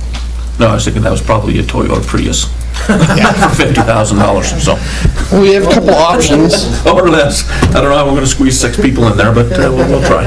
So, You know, we have a couple of different routes. There's a GSA, which is like a government buying thing, or there's Sourcewell, and we're members of both of those, so we could get bids that way, or we could do local bidding, or... So does that go through like a fleet thing through those other 2 programs, the government stuff, so you can get better rates on them then? Yeah, it's like a pre-approved government contract bidding stuff. Again, if I may just add on, with the discussion with the principals and directors, our vehicles are getting, staff vehicles are getting old, and especially this time of year, traveling across Wyoming in those old Suburbans, the old, what are those sedans? The old Suburbans? The Camrys? Yeah, Oh, the Camrys. We got 2 Camrys, we've got a Subaru and a Honda CR-V. Both the Camrys are almost 200,000 miles. All the Suburbans are 180 or more, so. So I think it's time. We've talked about maybe swapping some of the Suburbans. Doesn't work this way because we cannot pick up a new Suburban through reimbursement. Student transportation Suburban, then use one of the others. So we're kind of stuck with where we are. That fleet is pretty healthy, I think. Our student Suburban fleet, that is reimbursable. And so when those age out, we'll be able to replace them. The Camrys are not well liked because they're not 4-wheel drive. Subaru and the Honda are going to put a lot of miles on fast. And when we take large groups, the Suburbans, and you guys I know have traveled in those Suburbans to 180,000 miles. Yeah. It is a safety issue, and our principals and directors we're pretty adamant that this needs to happen, so I agree. So I agree as well. But have we looked at the options as far as lease programs with the vehicle? I haven't really looked into that too much yet. I wanted to get permission first to move forward, to kind of weigh out some options. Okay. I don't know if we've ever done any lease things in the past. We have. Or We leased the CRV and the pink moped. I haven't ridden that. I'm not aware of that one, so. that would be more discussions I'd have with Mr. Williams as we get All right, there. so, And we put more than I know, typically there's mileage for limitations. those leases. We, especially a new four-wheel drive vehicle, it'll be Used all the time. first one asked for. Okay. Okay, any other further questions for me? Okay, thank you for your time. Thanks. Thank you. Okay, on to action item E, nope, discussion item E. And that is eligibility. Oh, no, but yeah. It's not eligibility? First word out. Sorry. It is about middle school report cards. Okay. What's that? I gotta go back. Oh, my. You want me up there? Gosh, you can be wherever you want to be. Is that one on, Sharon? I just turned that one on. Oh, that one's back on. All right, so it's the end of the first quarter, and so we wanted to take a few minutes and share with you the updated report cards from the middle school. We talked about this at the beginning of the year, and so just, why are we doing this? Think about clarity. So being extremely clear, we think about the pathway to excellence. You saw that at the beginning, right? When we rewarded and recognized those student athletes that were doing fantastic. You've seen lots of examples of that, and this is part of that as well, right? So thinking about standards-based grading or standards reference reporting, it's all about what does every kid need to know and be able to do as a result of this course in this particular segment of time, and how is each student progressing in their learning. Hopefully this will work. All right, Mr. Bennett. Yes. What is that?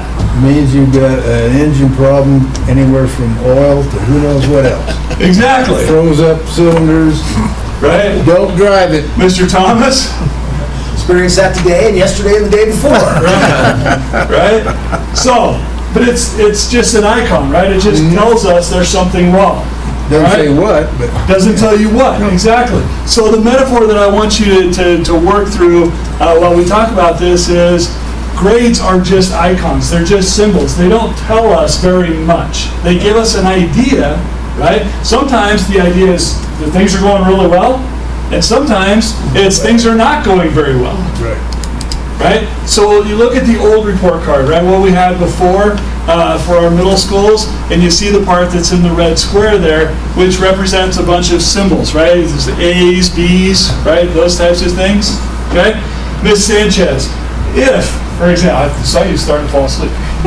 She's actually looking closely at your paper. So, Miss Sanchez, when you get a grade, let's say, I know you don't ever get them, okay? But let's say you got a C, right?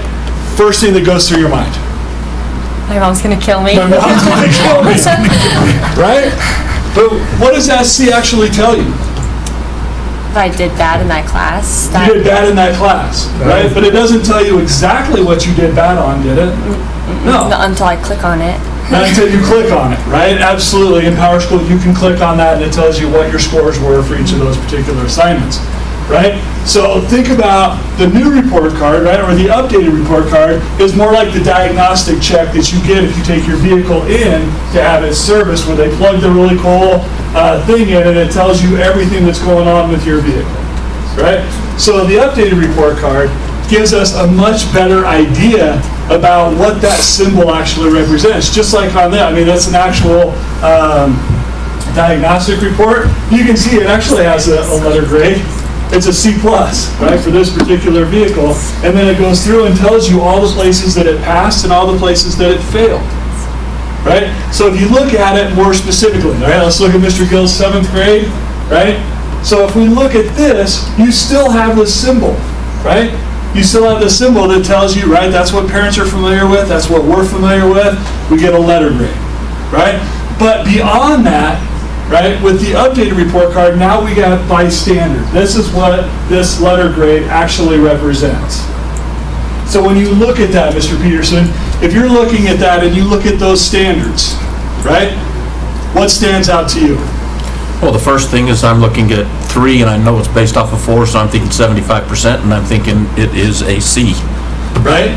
Yeah. Okay? But not in this system, right? A Yeah. 3 actually represents proficient. Yeah. Okay? Represents proficient. What about that 2.5, Ms. Weaver? What do you think? They need to work on it. They need to work on it, right? So out of that, but what do they need to work on? Employability skills. Their employability skills, right? So as I'm looking at this, right, what I see is academically, this particular student's doing fine, right? But there's some areas around employability skills, right? It could be turning in assignments on time, right? It could be a lot of different things where we've separated academic behaviors from academic performance, right? And that's what that represents. So my question, I guess, is how do you come up with an A out of that?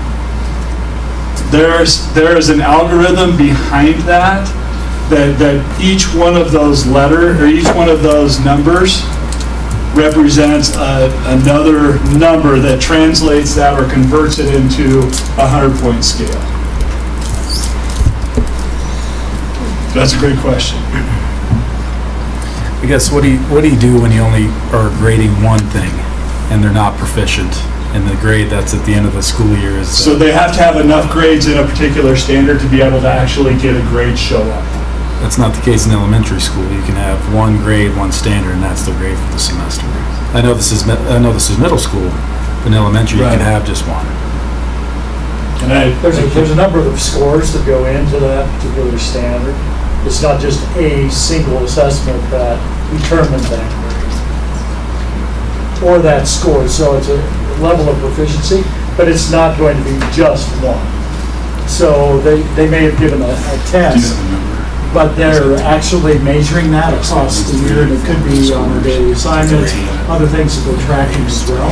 So it's showing a particular standard.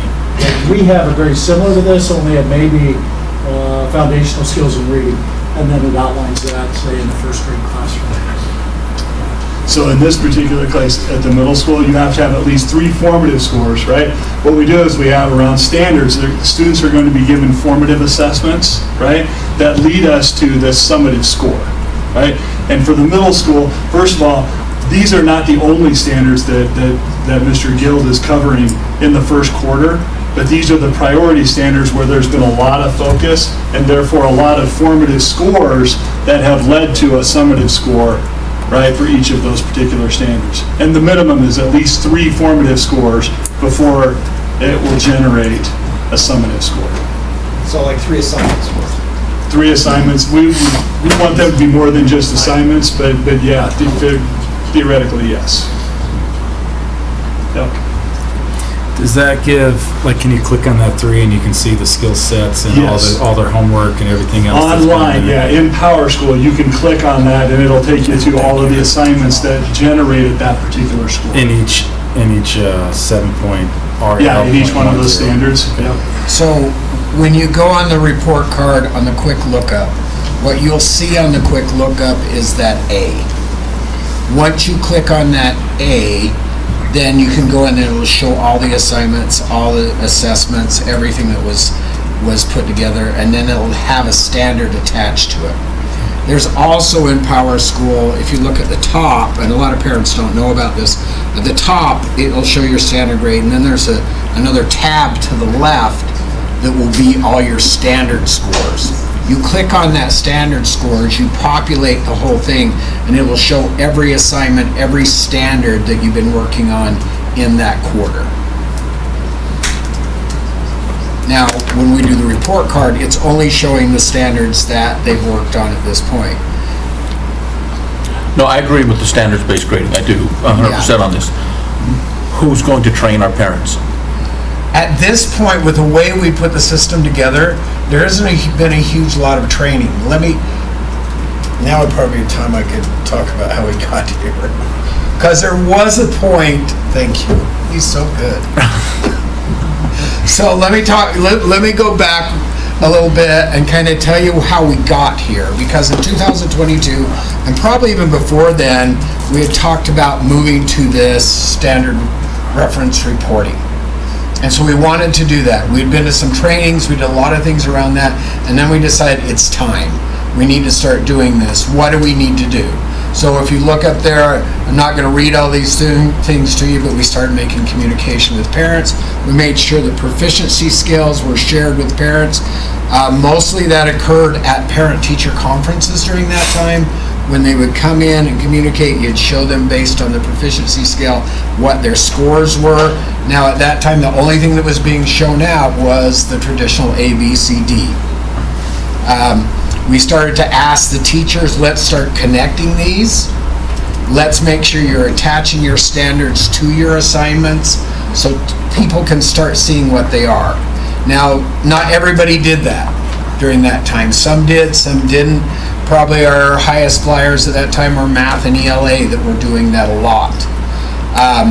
So then, in the fall, we made a commitment that now, once we've got our priority standards all decided, priority standards had to be in Power School. They were not all in there at that time. So we had those put all in with consensus between both schools. EMS, DMS together as PLC teams decided what those priority standards would be. Okay, they were put into Power School. At that point, we said, now start. It's a requirement. You need to start attaching them. Not very easy if you haven't done it before. So a lot of work with Jan Rank, helping us know how to do that, started pushing that together. And we worked through that all last year till we got to the spring with the idea of let's make sure we got this all together by last spring. In the spring, we decided by this fall, we were going to flip the switch, we're going to go right straight to standard reference grading. And we came in and we did that. And then is when we found out that Power School wasn't able to do everything we wanted it to do. And so that's when, and this was a lot of communication between parents, a lot of stuff on social media showing them what we're doing, communication to them, wondering, like you said, how do I get to my grades? How do I see them? How do I, because I'm looking in there now, because at that point we decided no traditional grade, right? We're just going to use standard reference grading. So when they go on the quick lookup, guess what's there? Nothing. There was no way for Power School to allow us to put that standard referenced grade, that 1, 2, 3, 4 on that quick lookup. So after lots of communication back and forth with both schools, the decision was made that we would be able to, when entering those grades into standard, with a standard attached, we would click on a button, so to say, a box that said include in traditional grade, which then allowed us to see what you saw on that report card, that an A, B, C, or D would pop up on the top, yet still keep all your standards below it, which now allows parents to know, hey, these are the 4 things my kid, or in this case with employability skills added, these are the 5 things that my kid's working on in that particular class. And actually it was kind of a happy accident that we had to do this, because what that did is that satisfied the needs of everybody. It let parents look at a traditional grade that they're used to and say, oh, I understand what that means, yet I can still see here the kind of things they're working on. I'm not really sure what the 1, 2, 3, 4 means, but it is on the report card on the bottom, by the way. It does explain what they all mean. And it made it so much easier for us, because parents weren't calling going, I don't know what this means. And so even though that was not where we wanted to go, the combination of both of them made it kind of the perfect storm that worked out and was able to satisfy everybody's needs. And then I want to add one thing, we're still refining that whole thing. Matter of fact, today we had Jan Rank over, met with all our teachers to, talk about the little things that maybe they didn't understand as far as putting little scores in and stuff, so. So one of my questions is like, Yeah. take for instance, on your example, you have the employability skill at a 2.5. Now when I look, as I'm looking at his report card, it tells me that, the employability skill, you have to be there 90% of the time, come with growth mindset, be an active participant, follow directions, interact respectfully, come prepared, so be responsible, be respectful, be here, all the things under that. Right. How do I know as a parent if they got a 2.5 what they're not doing here? Okay, so that was one thing we talked about this morning. There is a place to put in a comment. Not all the teachers knew how to put the comment. There's no place for me to even click on the report card to see it. No, you can't do that on the report card. You can only do that on Power School. But see, even in Power School, I was looking at the Valley here. We don't have any access to that either. At least on the phone. Maybe is it only desktop that you can do that with? No, You I think you can do it on both. But what he's saying is that they didn't realize that that was actually available to put comments so that you could explain that score. And so that's something that will be adjusted going into quarter 2. Right, so one of the things we talked about this morning was there was a lot of people putting in comments, but they weren't necessarily putting it in the right spot. And so when the report card was printed, that comment doesn't show up on the report card. So we're trying to work through some of those things that we thought we had figured out, because our goal is really by the end of this year to get all those little kinks worked out so that it's clearer. And we really want to know those kind of things.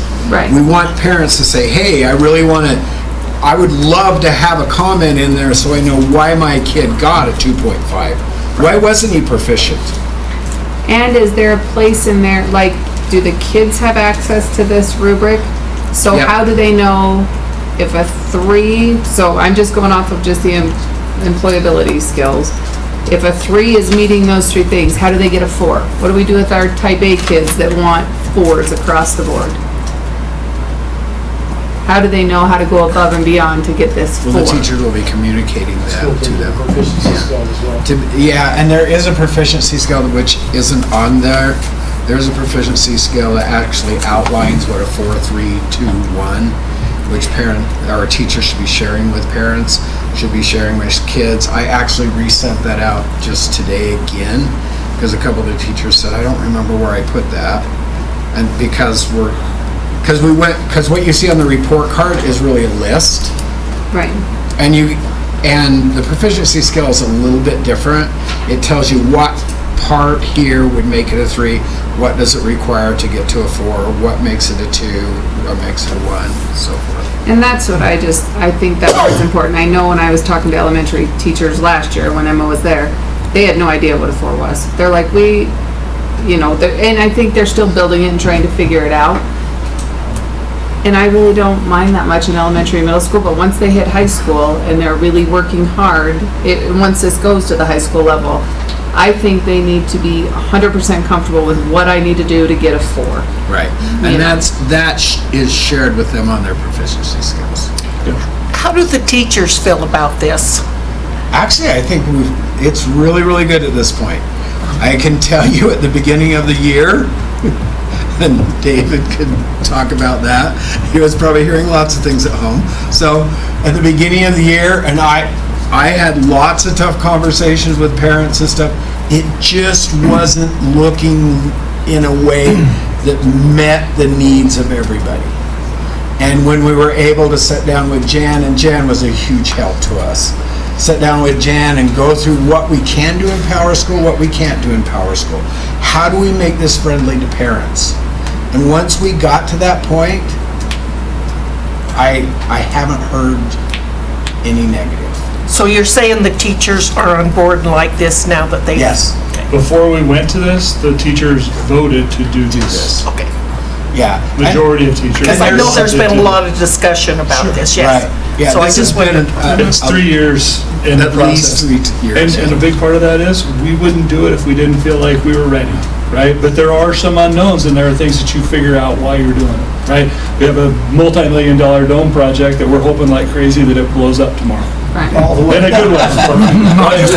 In a good way. So there are some unknowns. You have to move forward without having everything known, otherwise you don't ever get anywhere. So is the plan gonna be to do this in the middle schools for a couple of years before we move So up to the high school would never be anything beyond that, where there's still a representation of a letter grade along with how a student is doing on the individual standards with a conversion scale. So basically, it doesn't change anything, right, other than provides more clarity for students and for parents. That's what this is all about. It's all about clarity, right? Going from the check engine light, which is just a symbol that says you have a B, you have an A, you have a C, to what am I actually learning? If these are the expectations for this course, how am I actually doing on each of those expectations? So, and I want to say something about parents' communication to us. You know, we have not sat down with a lot of parents and say, what do you think? What would make this better? And we really need to hear that. Because this really happened because of the communication we had with parents. You know, phone calls, groups of parents that met with us. And when we got to this point and was able to get to here, I would like to know, you know, moving forward, and I'm going to talk to our teachers and do this as well, looking through the eyes of the parents and looking at this, what would you get from this and what would make it better? Yeah. And for those of you that don't know who Jan Rank is, she's the Power School administrator, so she's the brains behind all the algorithms that allow you to show things in Power School the way you want them to look. All right. Thank you. Thank you. Thank you. Gotta start somewhere. Yep. Do it.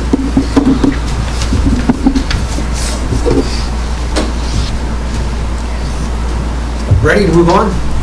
Yeah. You betcha. Chairman Peterson, members of the board, I'd like to introduce Kim Larson, Evanston Parks and Rec Department, Rec Center Director. And Jaron Dennis, you probably know. Go ahead. Okay. Chairman and board members, like I said, I'm Kim Larson, the Director of Parks and Rec District. I'm glad to be here. I'm glad to start conversations, and that's all I'm here to do today, is just start a conversation. Something that I need to pursue and look at, say before I retire, is looking at a new aquatic center. As you guys probably know, our pool is 40 years old. It is heavily used. It is falling apart and a money pit. And it just never goes away. And so the reality is it's not going to outlast me. So I want to just start the conversation on this and know your feedback and what your involvement, because I feel like to do something for a community, we can always do bigger, better things when we work together. I called Jaron up and ran this by him, and we also have the same enthusiasm, because right now we have 3 pools in town, and Davis is by far, you know, the best working and functional pool in town. You know, is this a possibility that the Davis pool, competition pool, could it be added on to with a community aquatic center? And then the other benefit would be that perhaps some of the older pools, like the rec center pool, the pool at the high school, could be turned into what we need so badly, which is more gym space, more auxiliary space. that type of thing. Yeah, but Ryan, do we want to go down that road before we get a pull in? Yeah, we about got strung up. So, Mr. Chairman, we're being very careful. This is a discussion item. Really, the idea is to look at what's going to benefit the community. And naturally, as we move forward, similar to the conversation that just happened here, there's going to have to be some community involvement, some conversations with this. So as Kim and I were talking, I said, I think our first step is for Kim to just kind of introduce the idea so it can begin as a discussion here as a board. Is this something that you feel that you would like me to continue to move forward with Kim on and look at some options, look at that? Or at this point, do you say, hey, Jaren, we're not going to do that? With that, naturally, last time we looked at some options. The rec center looked at using the penny tax, and at that time, that was a tax that needed to be represented by the entire county. With state legislation, that has now changed. There's actually a law now that you can do that within your own community. But that would be something that the rec center would take on and kind of move forward with, determining, how that would go. And so, again, this is preliminary discussions, really just kind of starting the conversation, is this something you want to pursue, or, hey, let's wait. Now, Kim, doing an aquatic center is completely out of the question on the current rec center property, right? No, not completely out of the question. I think the next step would be, to talk to community members like I am now and kind of get some feedback, would be to bring in a company of engineers, architects who could look the feasibility of doing it, say, as an addition to Davis or addition to the rec center or a standalone, and what would be the best option. One thing, adding on to Davis is the pool is great. I took a tour of it.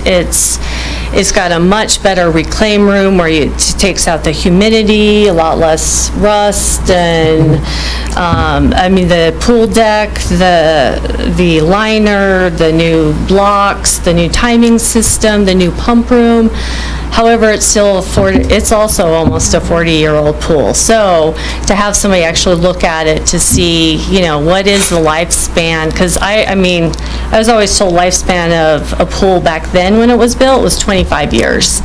Now they guarantee, with the new technology and everything they do, pools last more like 50 years now, and are much more efficient, much more cost-effective than what we're doing. We buy the old barrels of acid and chlorine. Now they just come in little pucks, safer. And it's just something for the community I want to look at and start pursuing. The rec center actually had somebody come look in 2017, and Marilee and Jackson and I also went to the county commissioners in 2019.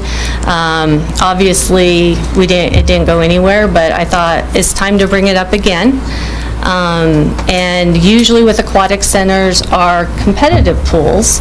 So with the high school boys and girls and the middle school competitive program, and there's actually a swim club in town now, is that something that we would want to look at, doing a competitive pool with the aquatic center, meaning the zero entry for the little kids, the lazy river, which is also, fun and recreation, but it can also be very good exercise for seniors and those with bad knees.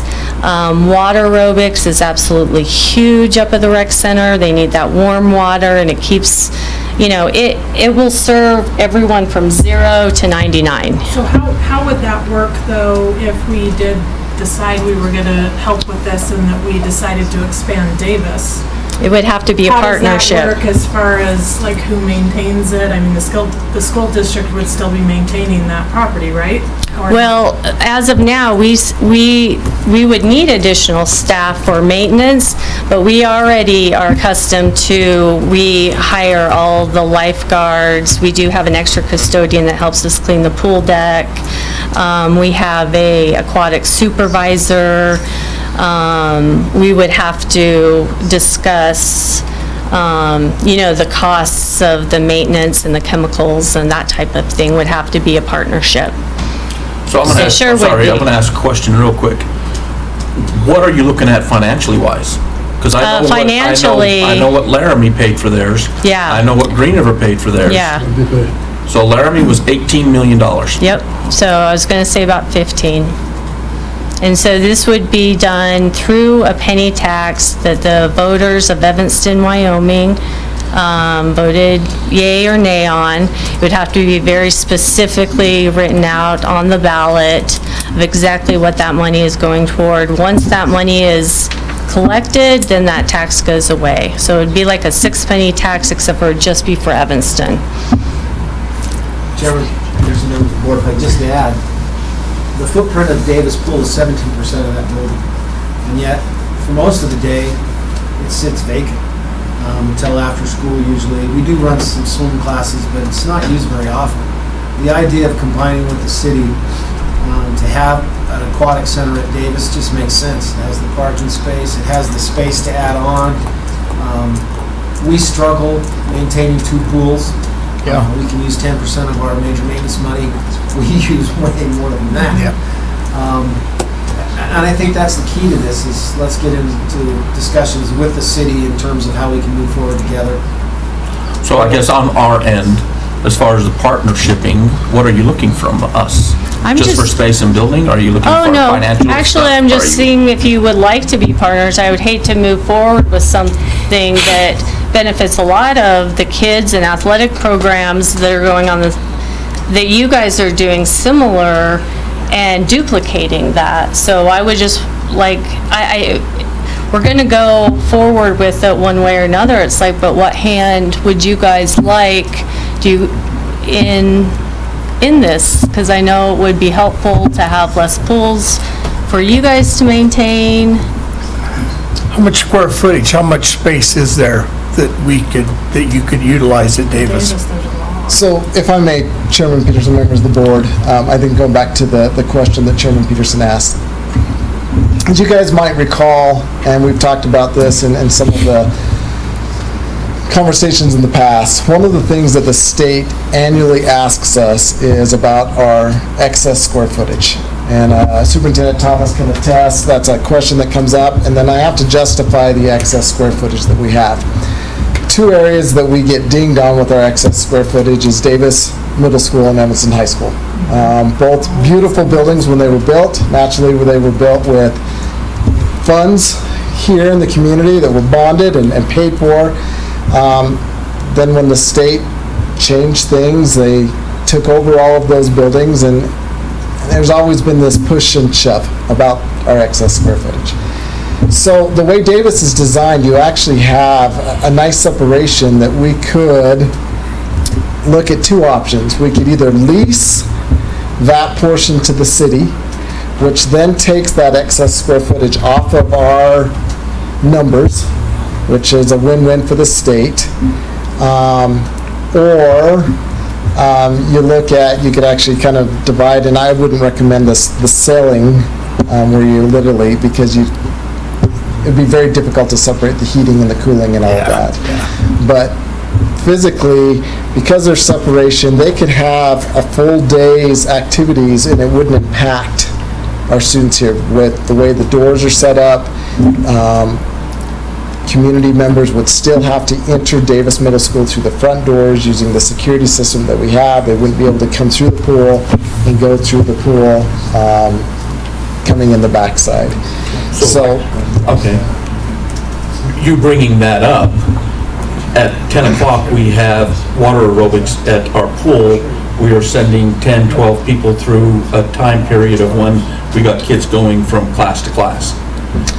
So I guess looking down, I mean, options as far as accessibility to different things, how do you maintain the flow of it? And like I said, I know this isn't what you're asking for tonight, but you brought up some stuff, and To answer your question, full security, the way Davis is designed, it is so easy to be able to separate that section of people coming and You wouldn't going. have to have them going through the front door. No, it they has can its... have That's what you were You just saying. said they go through the front door. No, it had, like, the pool has its own front door. It's Yeah. almost like a Okay. What I meant lobby. was they would not be able to Yeah. be in the pool area and get into Davis Middle School. Oh, It no, is- it's It is completely- completely That's better. separate. You said you Yeah. went through the front door. And the parking is even like, Parking separate, I know. everything is Yeah. separate in the back, and that's the beautiful thing away Davis Middle School. The high school, we wouldn't be able to do that. Well, But there's no space Davis, for any expansion. Yeah, no place to. Davis is set up really ideally. And then the addition could actually take place, you've got the pool deck area off, the pool's shaped kind of like that L. You can begin an addition of, your water aerobics and I'll call it more the kids section, could then start to expand going to the south and work its way closer to the freeway. So you would build more pool.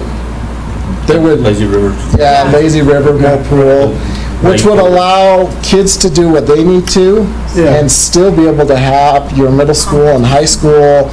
You could always have lap swim set up all the time. If you've ever been at the rec center, they only have lap swim certain days or certain times of the day because then they got to pull everything for, swim lessons or water aerobics. You could always maintain lap swim. And literally the only time that we would close the pool down to the public would be during our competitions. Competitions and PE. PE would be able to come in and do the things that they needed to. And that's a win-win because you could actually have an aquatics director. You'd have lifeguards there full-time instead of our PE teachers having to be the quasi-lifeguards. You'd have full-time lifeguards there. You'd have to shut it down for swim practices too. Swim practices, you can do what you need to in the L-shaped and still have kids over in the other center because you'd have your lifeguards doing the things here and your coaches. So one of my questions would be like, Practice is not for kitty time, practice time, it doesn't work that way.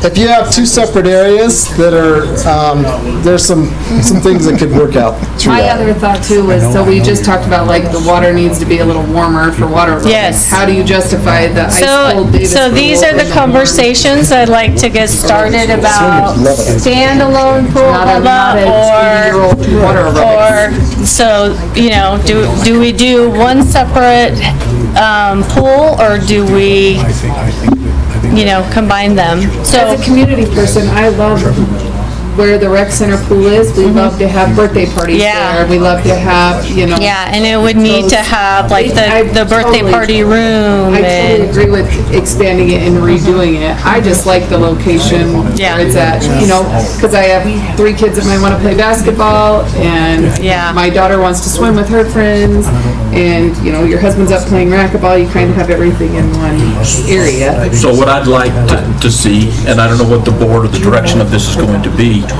I know Pinedale has one, yep, and it is attached to the school. I've been there I would quite a few fully times. like to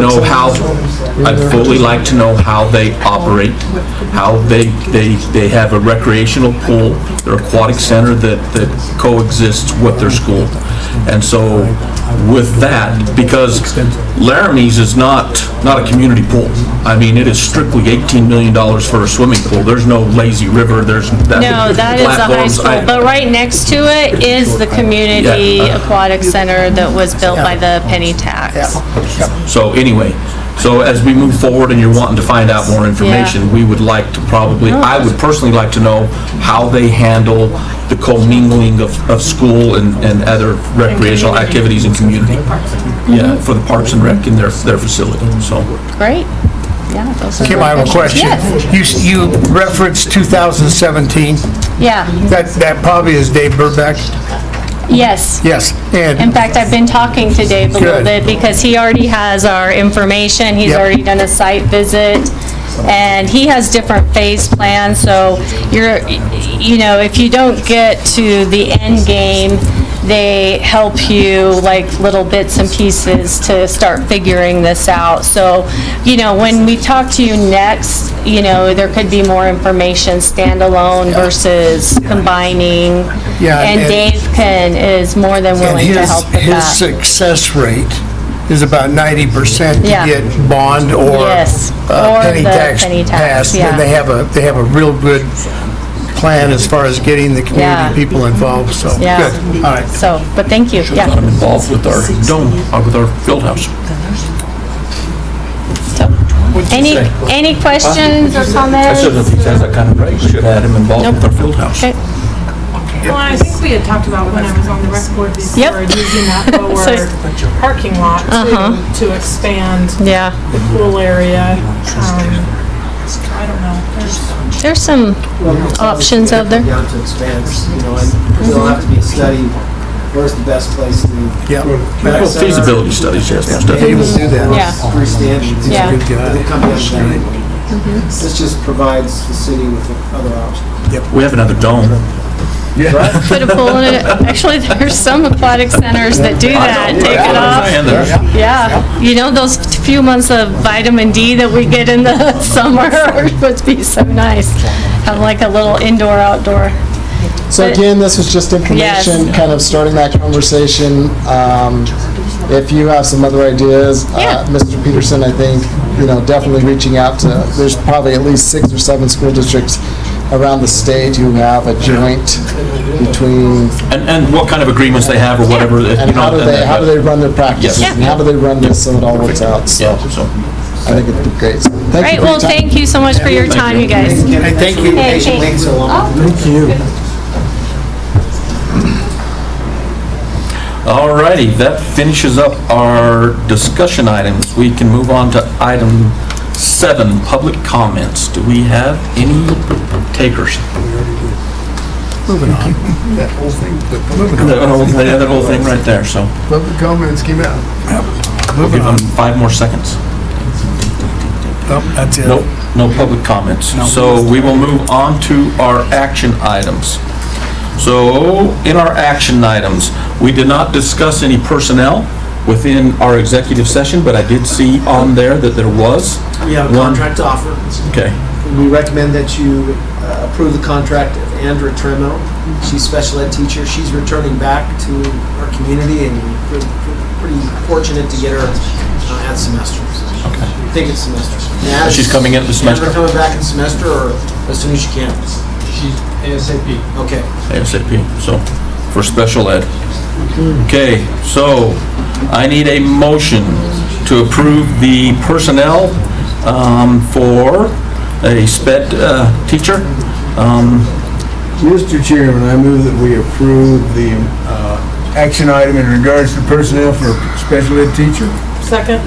I have a motion and a second. Any discussions? None? All in favor, say aye. Aye. Any opposed? Ayes have it, motion carries.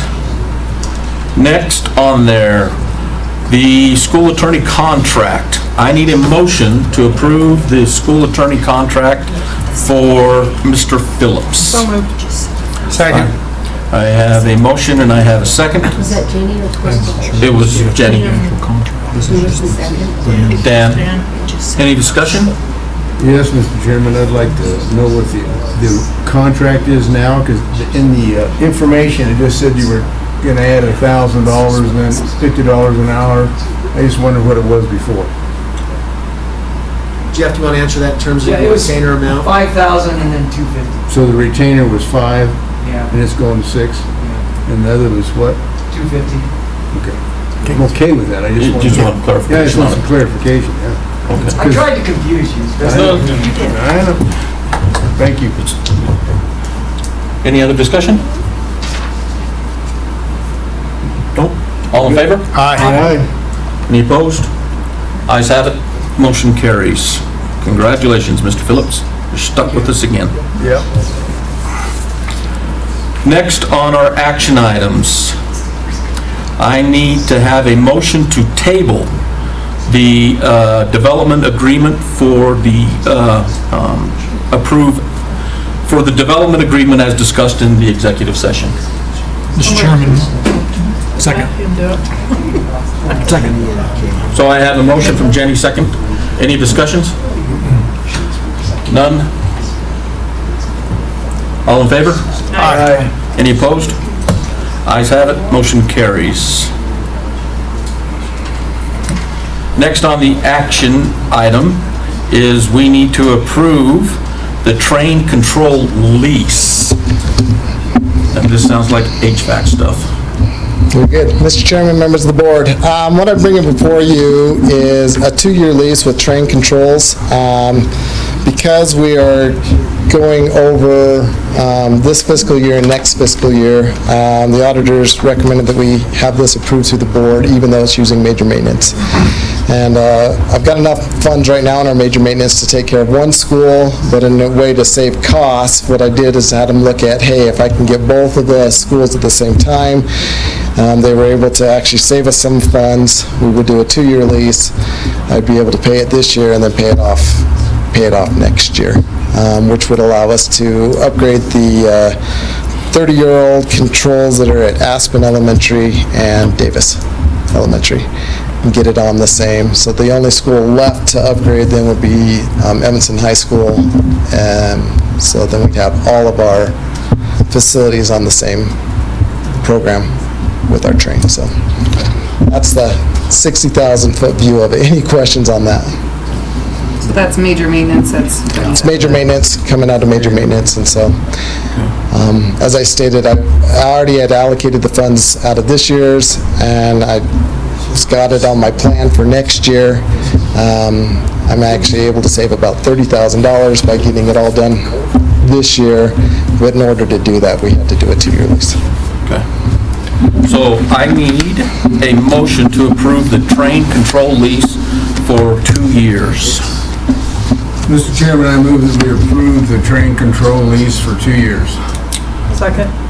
I have a motion and a second. Any discussion? All in favor, say aye. Aye. Any opposed? Ayes have it, motion carries. Thank you very much.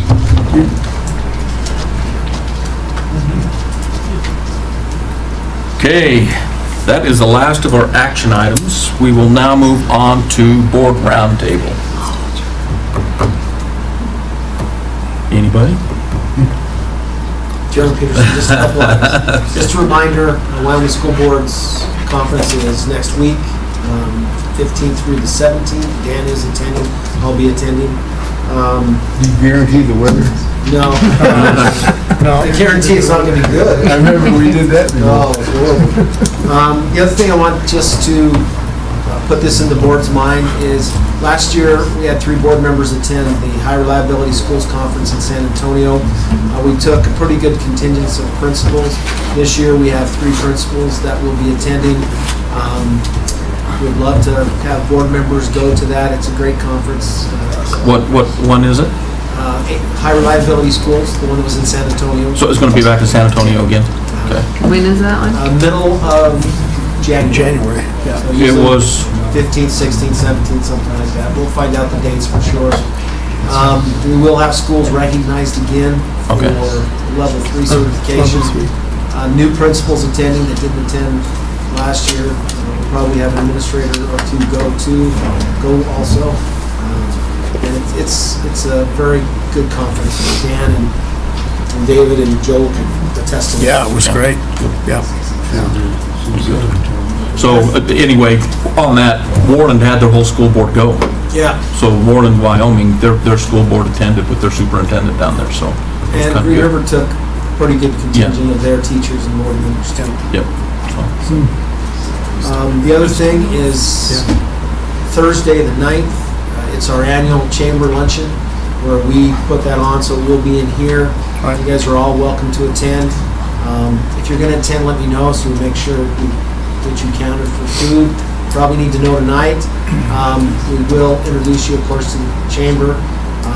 And if you have anything you'd like to add to our State of the District presentation, we'd love to hear. Yeah. That's Thursday?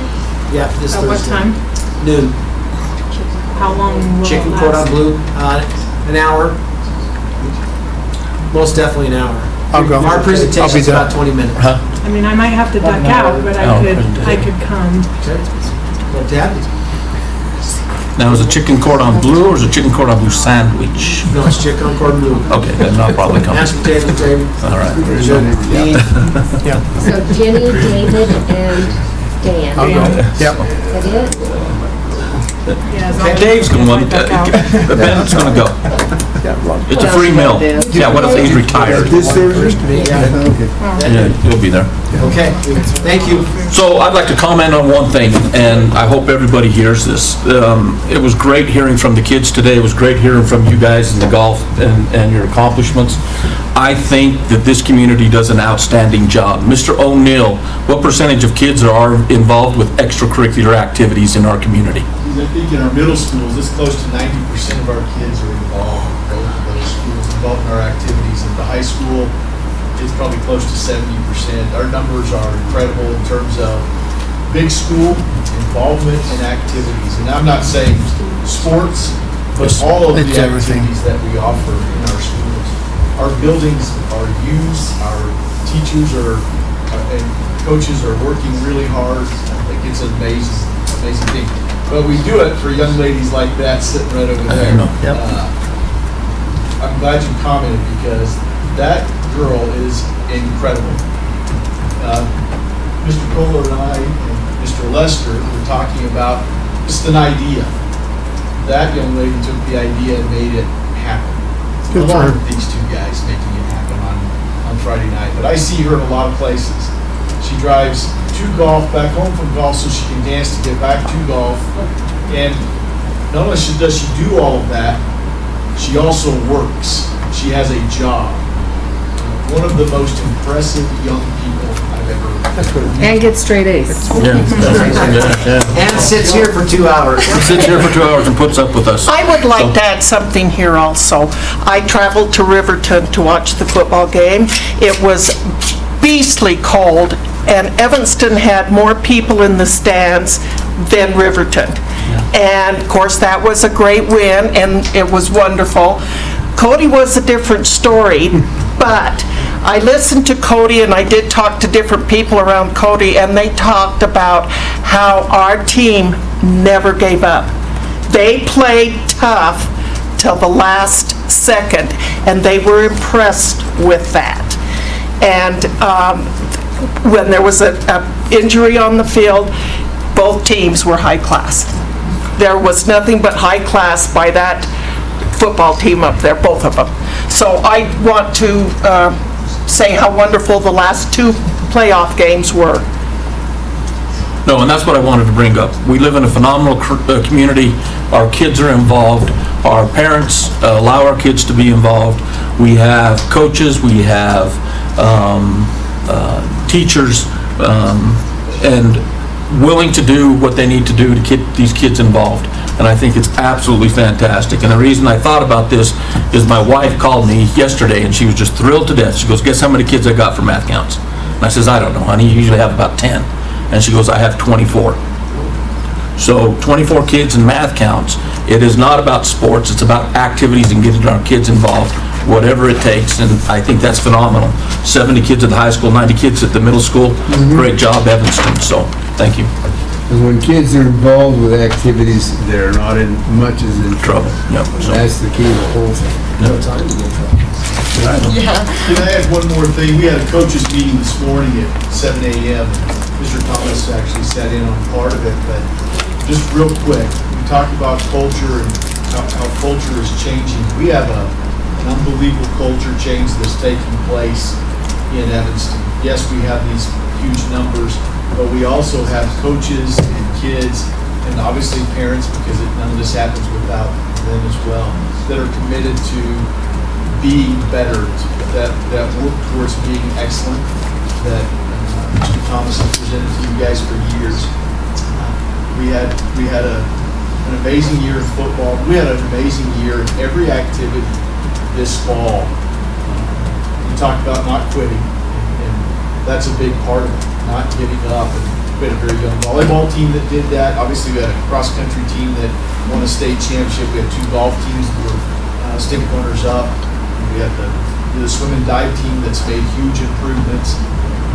It really is a cultural change that's taking place, and a big part of that is happening with our coaches.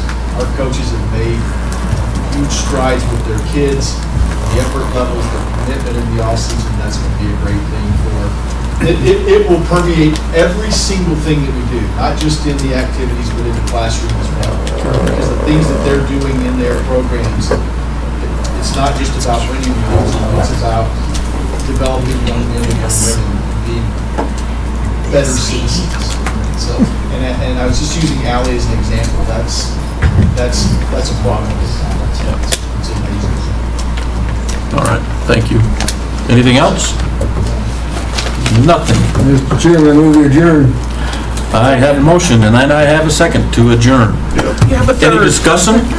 All in favor? Aye. Any opposed? Ayes have it, motion carries, we are adjourned.